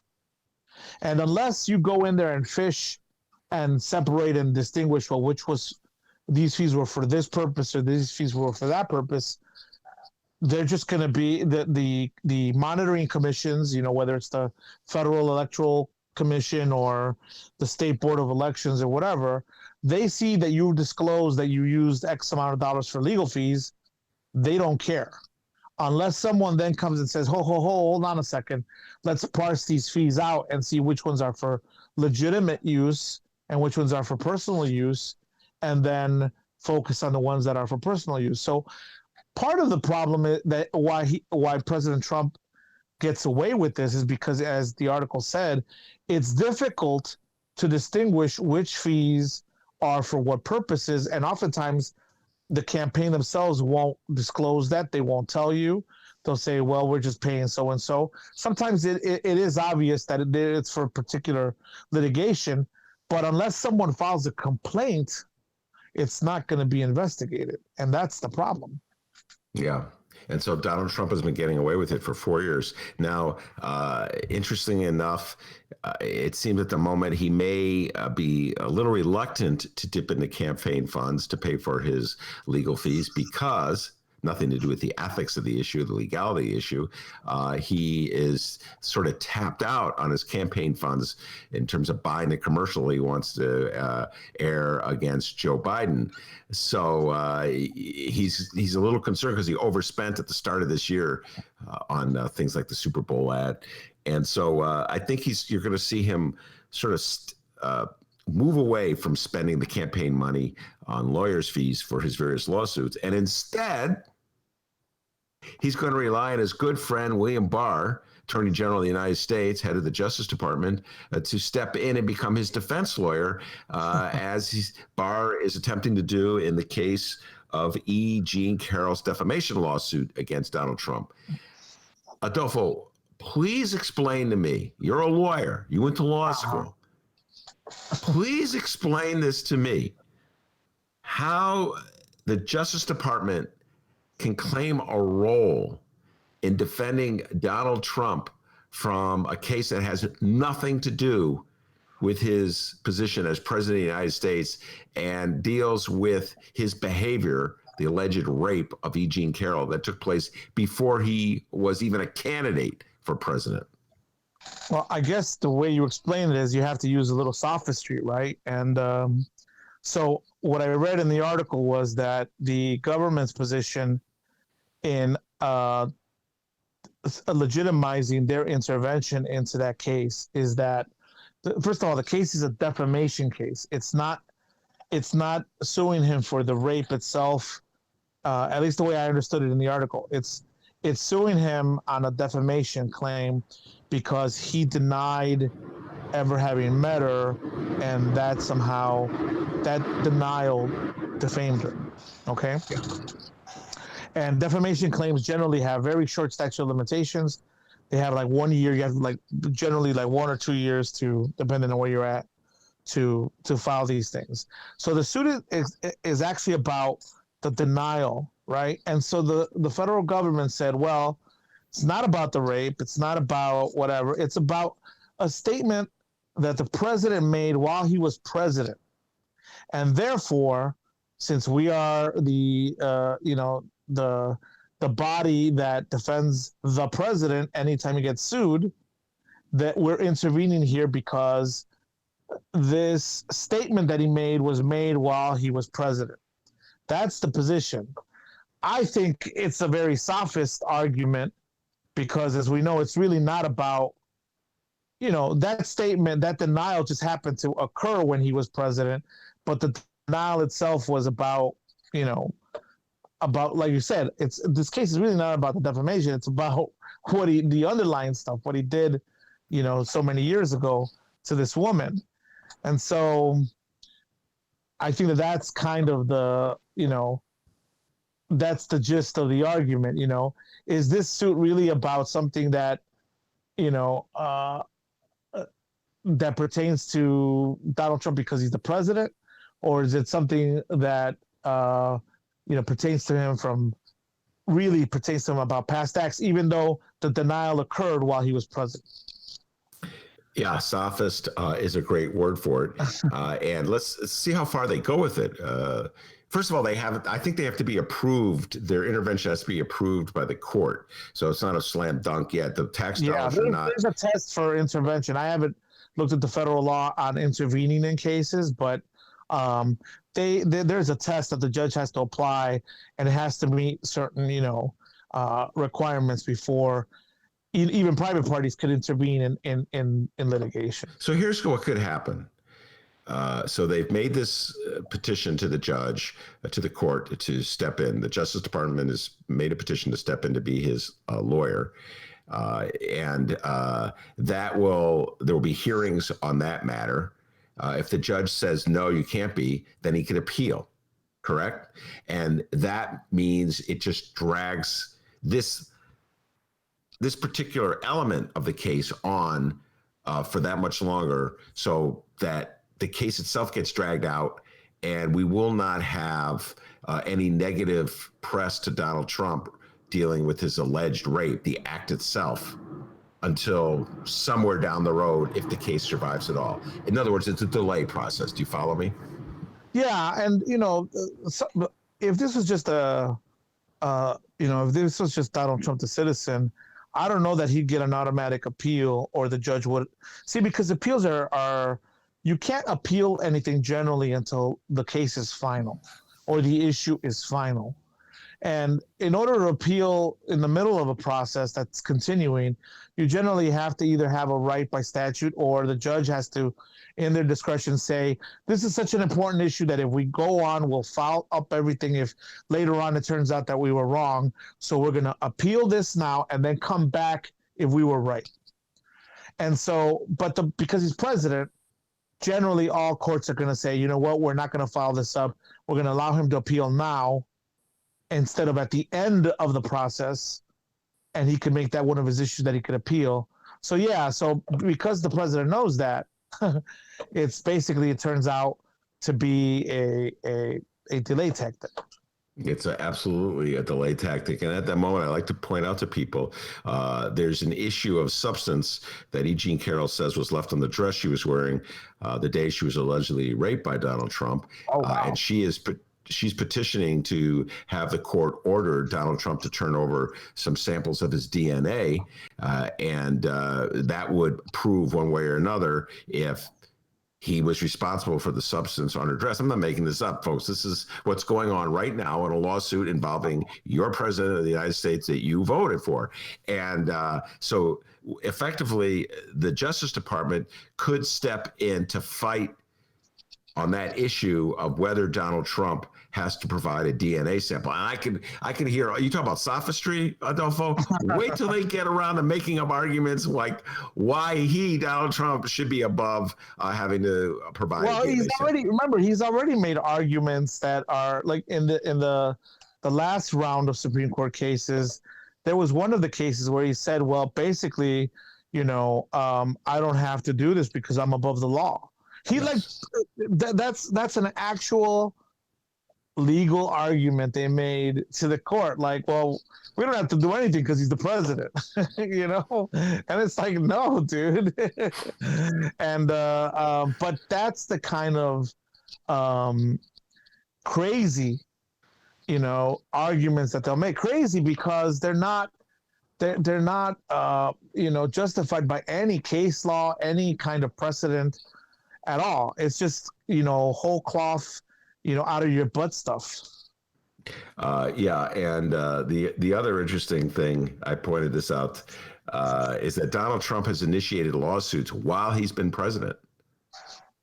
Right, and so you're pointing out the hypocrisy, right? So you're saying, he uses shield and parry, right? So he shields himself against lawsuits by saying, I'm the president, you can't sue me. You have to wait till I'm out of office.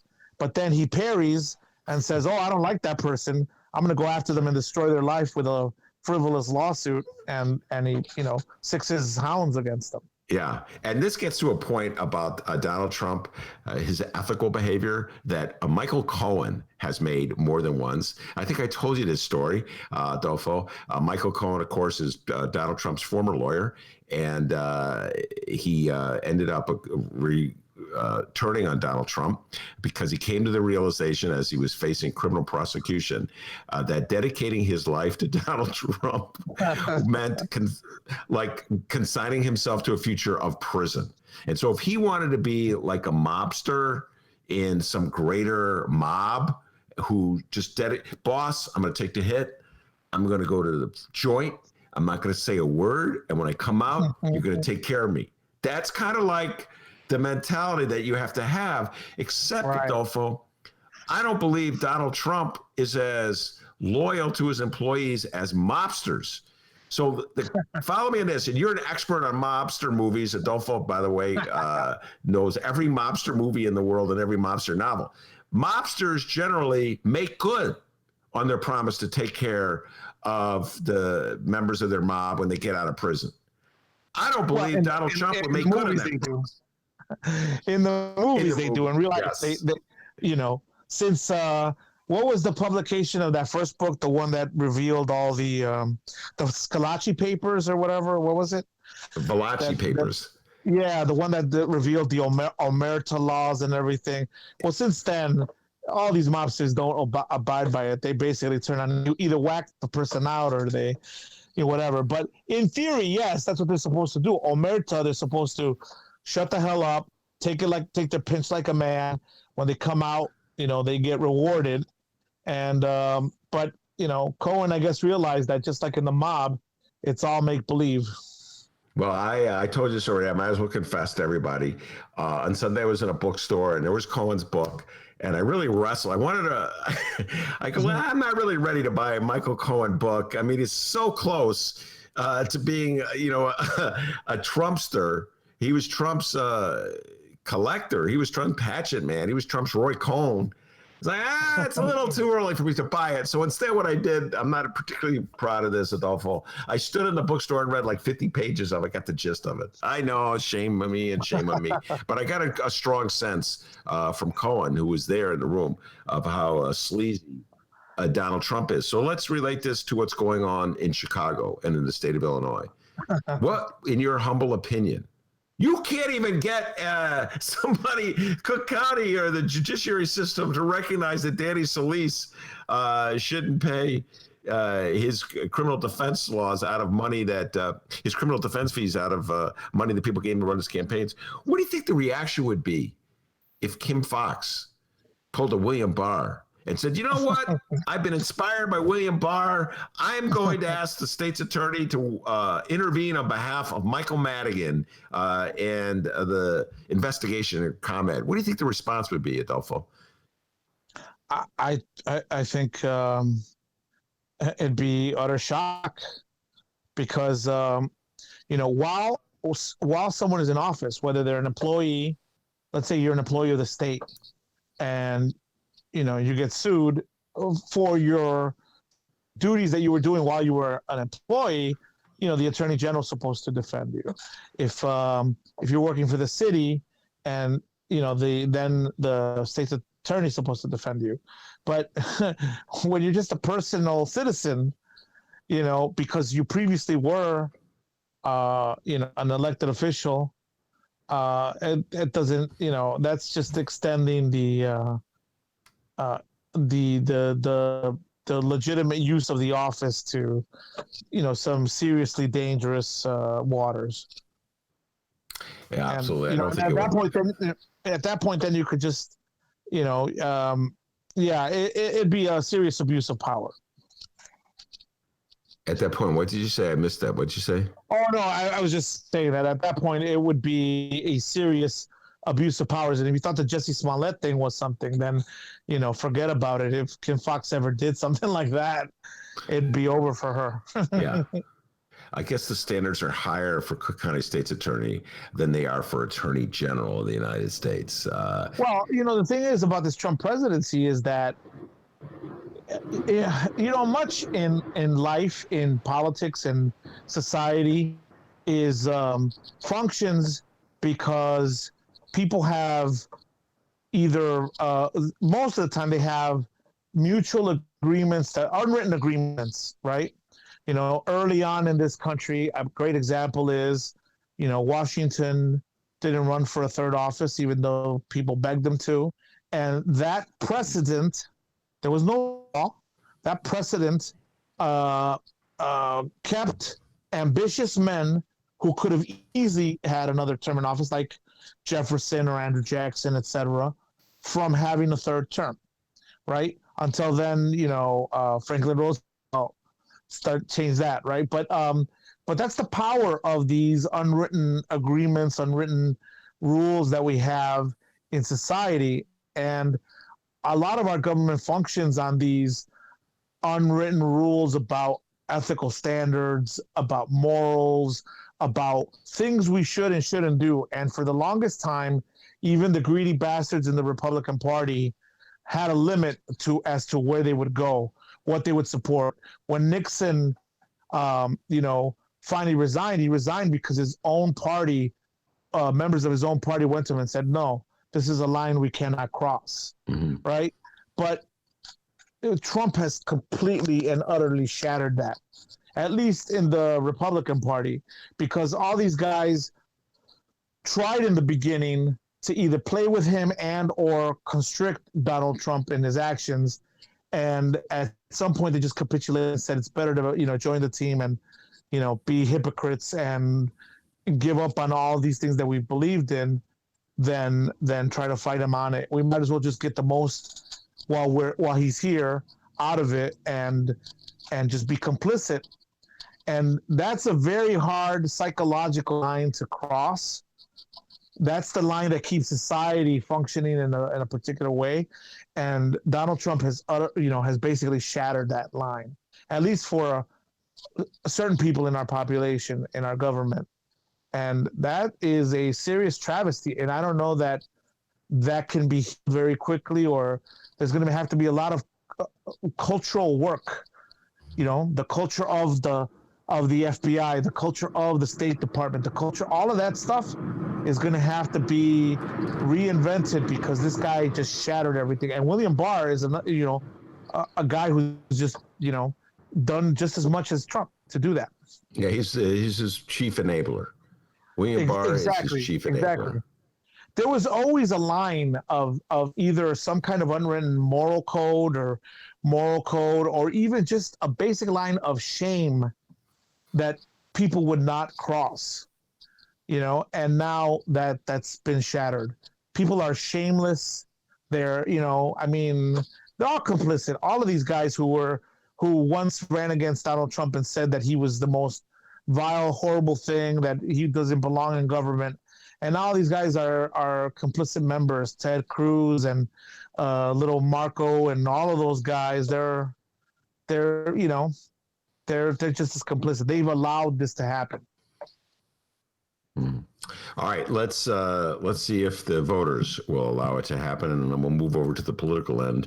The articles that have been appearing in the newspapers the last couple of days have to do with the Latino vote in Florida, and the concern among Biden operatives is that Trump may pick up enough of the Latino vote in Florida to win the state.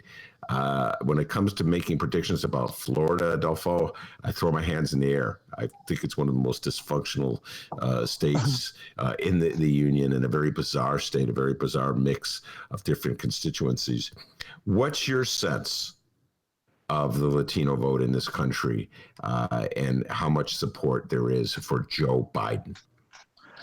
Well, what I've read from the article you sent me, and also a recent article that just dropped in, I believe it was the Washington Post, that mentioned Chuck Rocha, the guy who was the head of Bernie's Latino outreach component of the campaign, is that the Biden campaign has done a horrible job of reaching out to Latinos in general, not just in Florida, but everywhere else. As you know, the Latino community is very diverse.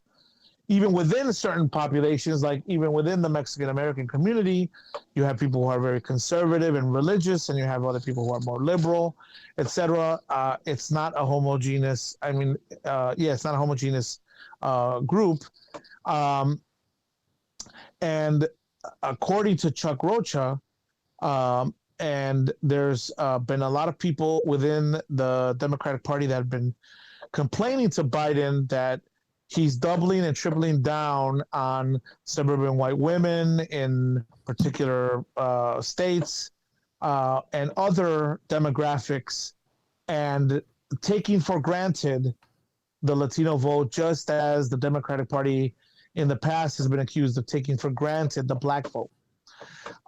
And because of that, it's not that Trump is going to win the Latino vote, but apparently the political wisdom in Florida is that to win the state, it's not that you're going to outright win over certain populations, but that you either have to bring out more of your people or steal enough of the other guy's people that you lose by smaller margins in certain areas, and then you pump up your vote in other areas and win by more. So if the case is that, some Latinos are not going to vote for Biden and or are going to vote for Trump, then, Biden is in a tough spot, because I think arguably he's done very little to nothing to appeal to the Latino vote, which is a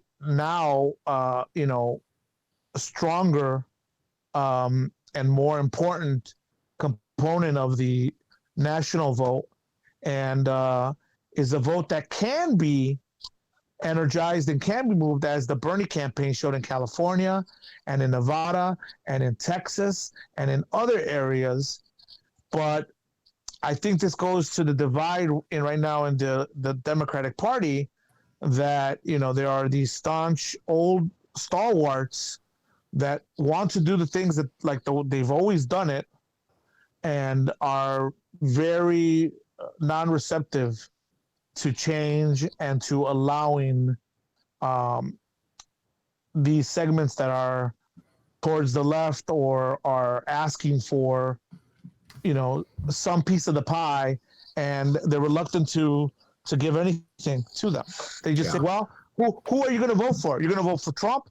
That's, who are you going to vote for? You're going to vote for X? And that's the old playbook. That's the old playbook. African Americans have known it for years. Again, the accusations have always been that they're the backbone of the Democratic Party, but they've been taken for granted, because who are they going to vote for? Are they really going to vote for a Republican? No, but maybe they'll sit it out like they did in Wisconsin and in Madison, and then see what happens. And the lessons of the last election have not been learned by these old stalwarts. They have not learned that it's better. It's just like the old saying, right? You attract more bees with honey or flies with honey than with vinegar. I mean, what does it take to post the primaries this time, to have Biden come out and say, I'm very stuck on certain issues, but I'm going to give you this and this and this, and it's going to make you a happier camper, and you're going to go out and vote for me, and it's going to make you feel better about having me, a person you did not want on the ticket, to be on the ticket. But no, instead it's just take this shit and eat it and be good, because what are you going to do? You're going to go vote for Trump? Well, that may happen in Florida, according to this article now, because while we might say, you might argue that, well, how could you vote for Trump, the guy who said that Mexicans are horrible people, blah, blah, blah. According to this article, some Latinos are saying true, but Biden also was vice president when Obama was the king of deportations. And so how am I going to trust that guy too? And so the bottom line is that Biden is doing a horrible job reaching out to this community, whether it's in Florida or nationwide, and he needs to step up his game, or we might have a repeat of the last election. And on a similar theme, now I'm going to want you to put your Bernie hat on. Adolfo Mondragon was into Bernie Sanders long before it was fashionable, back in 2016. He was passionately imploring me to vote for Bernie. Not that I needed his imploring, but he did it anyway. There was just a very interesting article by David Sirota, who columnist, used to be Bernie Sanders speechwriter, now has his own blog. And it was a very similar theme to the one you were articulating, Adolfo, only he was relating it to Bernie supporters.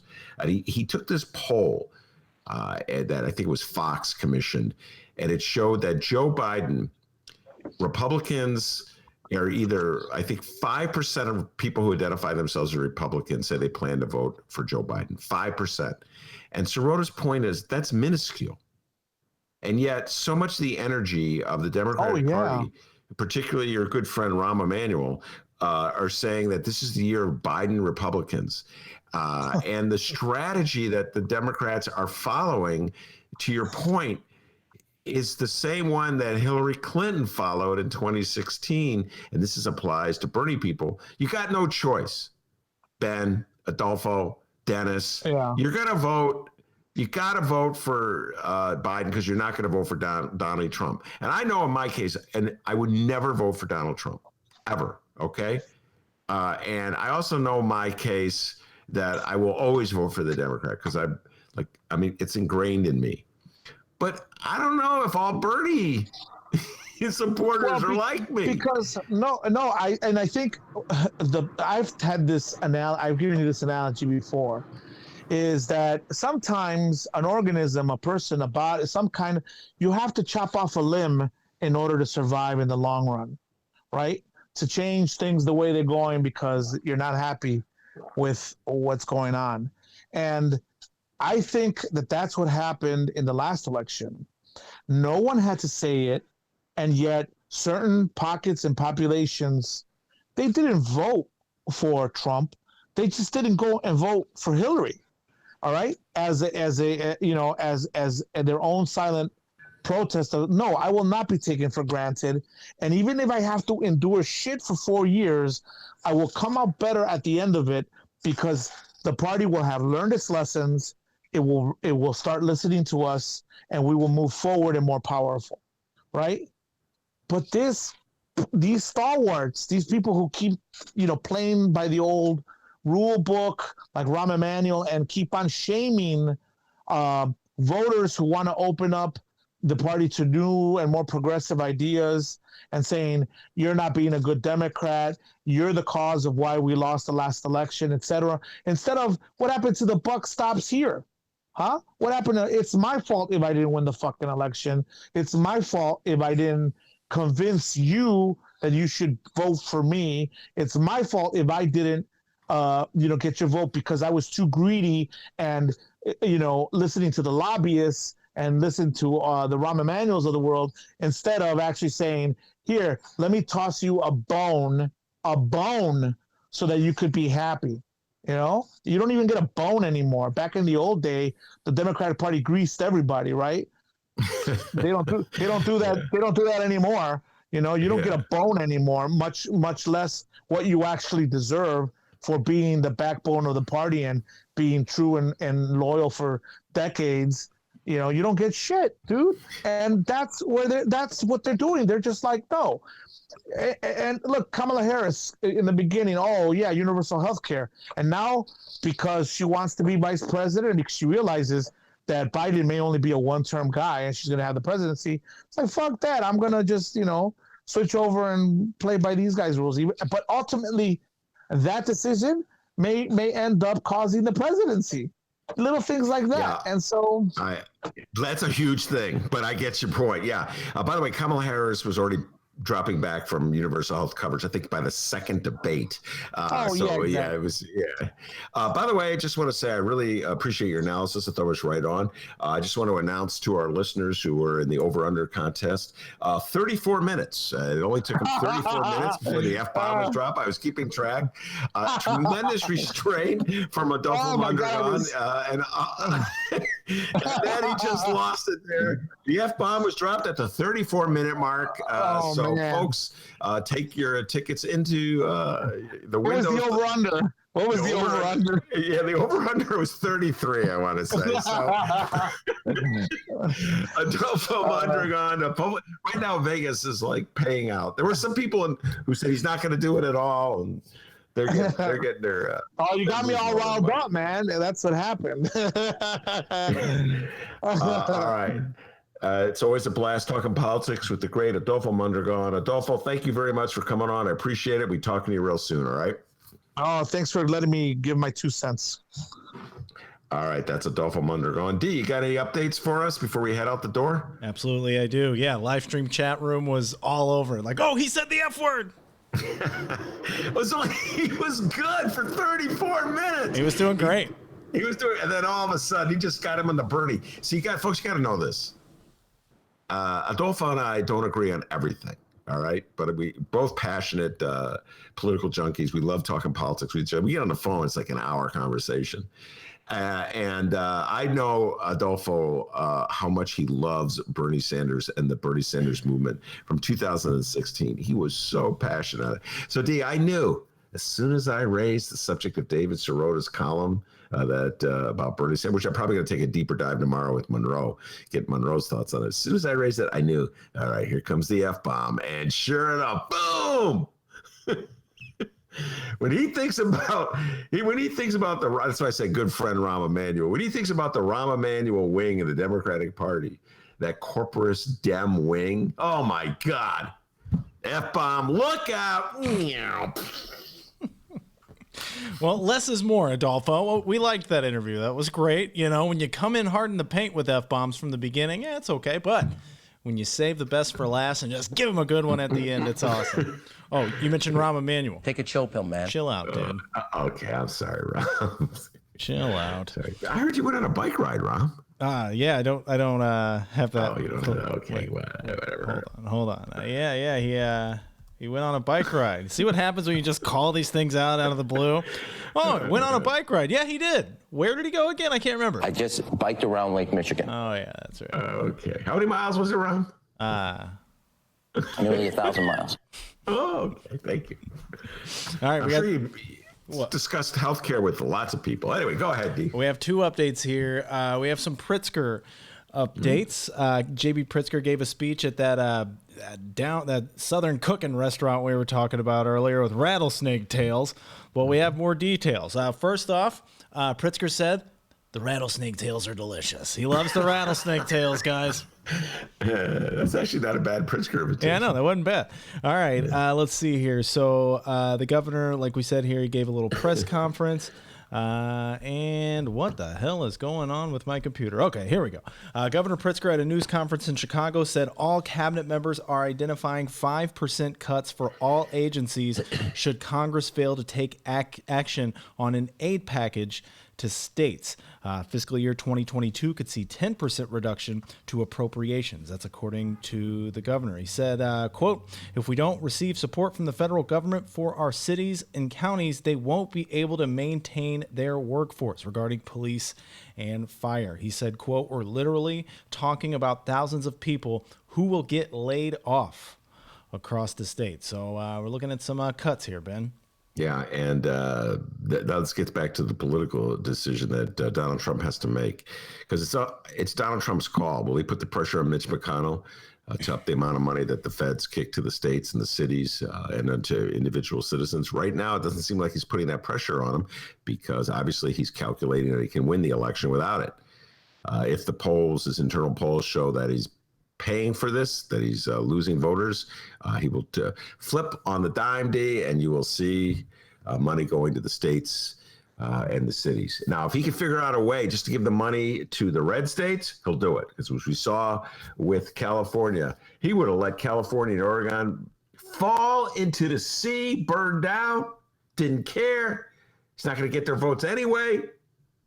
And but obviously his pollsters must have told him, Donnie, we're hurting. Wisconsin, we're hurting. In Pennsylvania, we're hurting. In North Carolina and Florida with swing voters who want you to show just like an ounce of compassion for people who've lost their homes, lost their livelihoods because of these fires. Got to do something. So he flies in. He flies in between campaign appearances for a couple hours. Doesn't even leave the airport. Wow.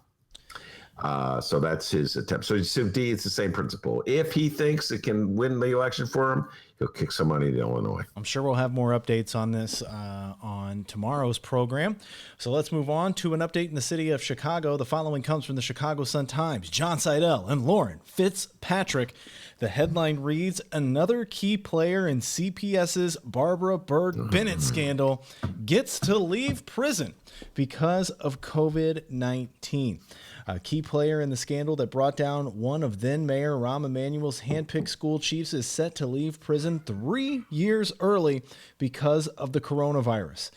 Gary Solomon, 52 years old, will be moved to home confinement September 22nd after securing approval on August 27th. This is according to a report filed Monday by prosecutors and Solomon's attorney. That approval followed a Bureau of Prisons review of inmates with COVID-19 risk factors. The result of that decision is that all three defendants in the kickback scandal that once left the Chicago public schools reeling will be out of prison 5 years after they were charged in October 2015. Officially, Solomon's sentence still runs until October 2023.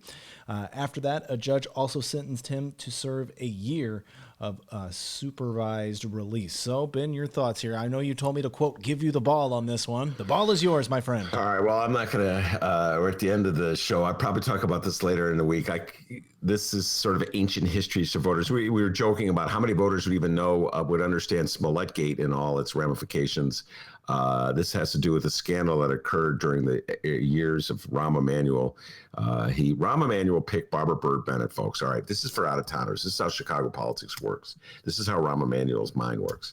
Rahm Emanuel thought that if he was elected mayor of Chicago and he closed schools in the city, that it would help his national ranking, and people would really appreciate him. Corporate Dems would appreciate him. He'd win over favorable articles and editorials in the New York Times, the Washington Post, as the kind of Democrat who's not afraid to beat up teachers' unions. All right, that was his theory and his strategies. So he closed schools. All of a sudden, there's an uprising in Chicago. It's not that popular.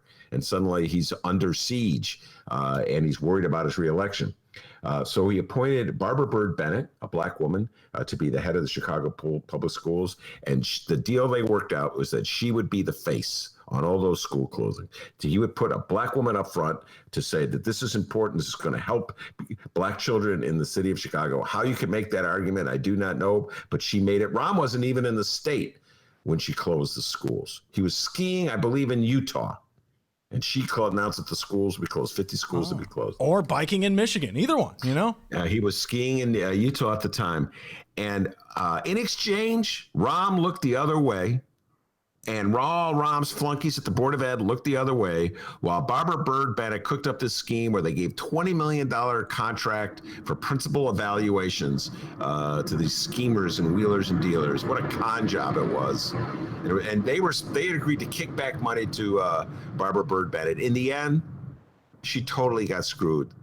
The contractors got their money. They did their silly waste of time, principal evaluations and tutoring programs, et cetera, and so forth, training programs. Barbara Byrd Bennett didn't get the kickback. She got convicted instead, got sent to prison, and her name is disgraced in the city of Chicago.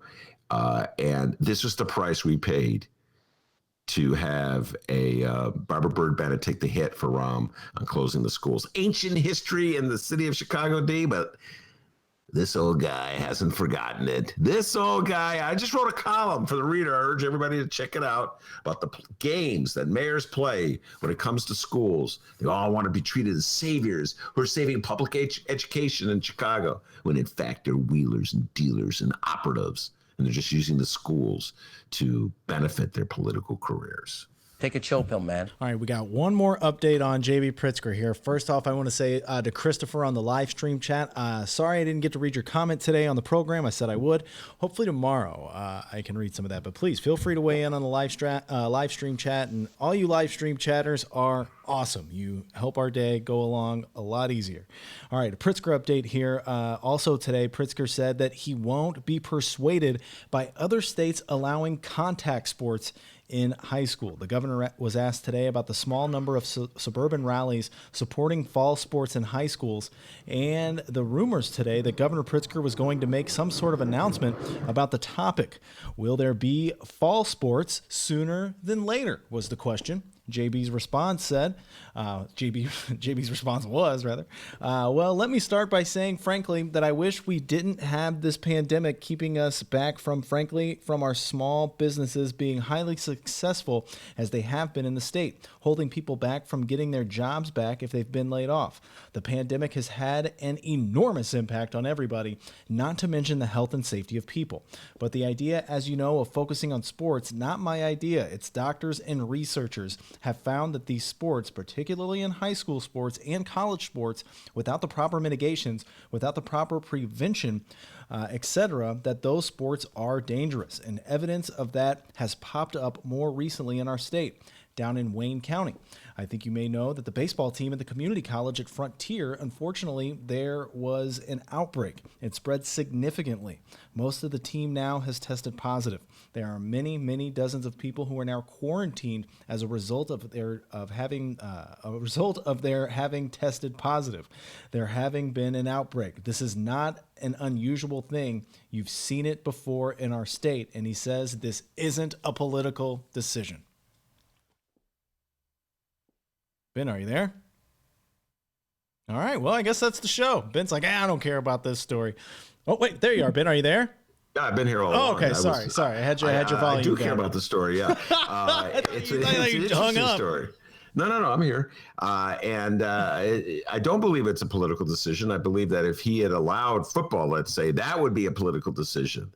That would be his way of trying to appease the football crowd that really wants to see some football. Rick Morrissey wrote a great column in the Chicago Sun-Times, sports writer. I know most of my listeners are not big sports fans, or many. I don't know if that's true or not, but Dennis has forbidden me from talking about sports. But I'll just say Rick Morrissey wrote a great column in the Bright One about a week ago about sports parents and how obsessed they are. They live their they're living vicariously through the sports career, the high school sports careers of their children, and so that group is putting pressure on Pritzker to let's have a football season. I think the football season is supposed to happen in the spring. We'll see if it takes place then. But no, I don't believe he's making a political decision when he does this. If he'd gone the other way, then I go, all right, JB, that's politics. So there you are, everybody. Make sure to follow us on social media at Benny J Show, BENNY, the letter J Show, on Facebook, Twitter, and Instagram. You can always send us an email, bennyjshow@gmail.com. Put your name and where you're from, and there's a good chance we'll read it on the program like we did with today's email. And you can call us, 708-658-4788. That number again, 708-658-4788. Leave us a voicemail. Actually, we have a voicemail from Doogie, a.k.a. Doogers. I'm going to play that tomorrow because we're trying to get out of here. So that's the show, guys.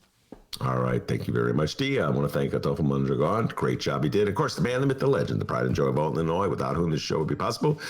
And as JB Pritzker will tell you, back home in Alton, they call him Dr. Doobie. Give yourself a raise. Take it out of petty cash. See you tomorrow, everybody.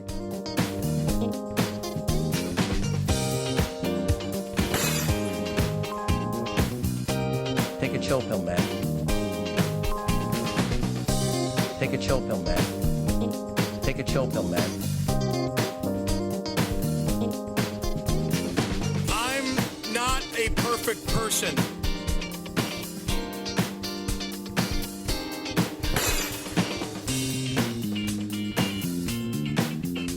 I just biked around Lake Michigan.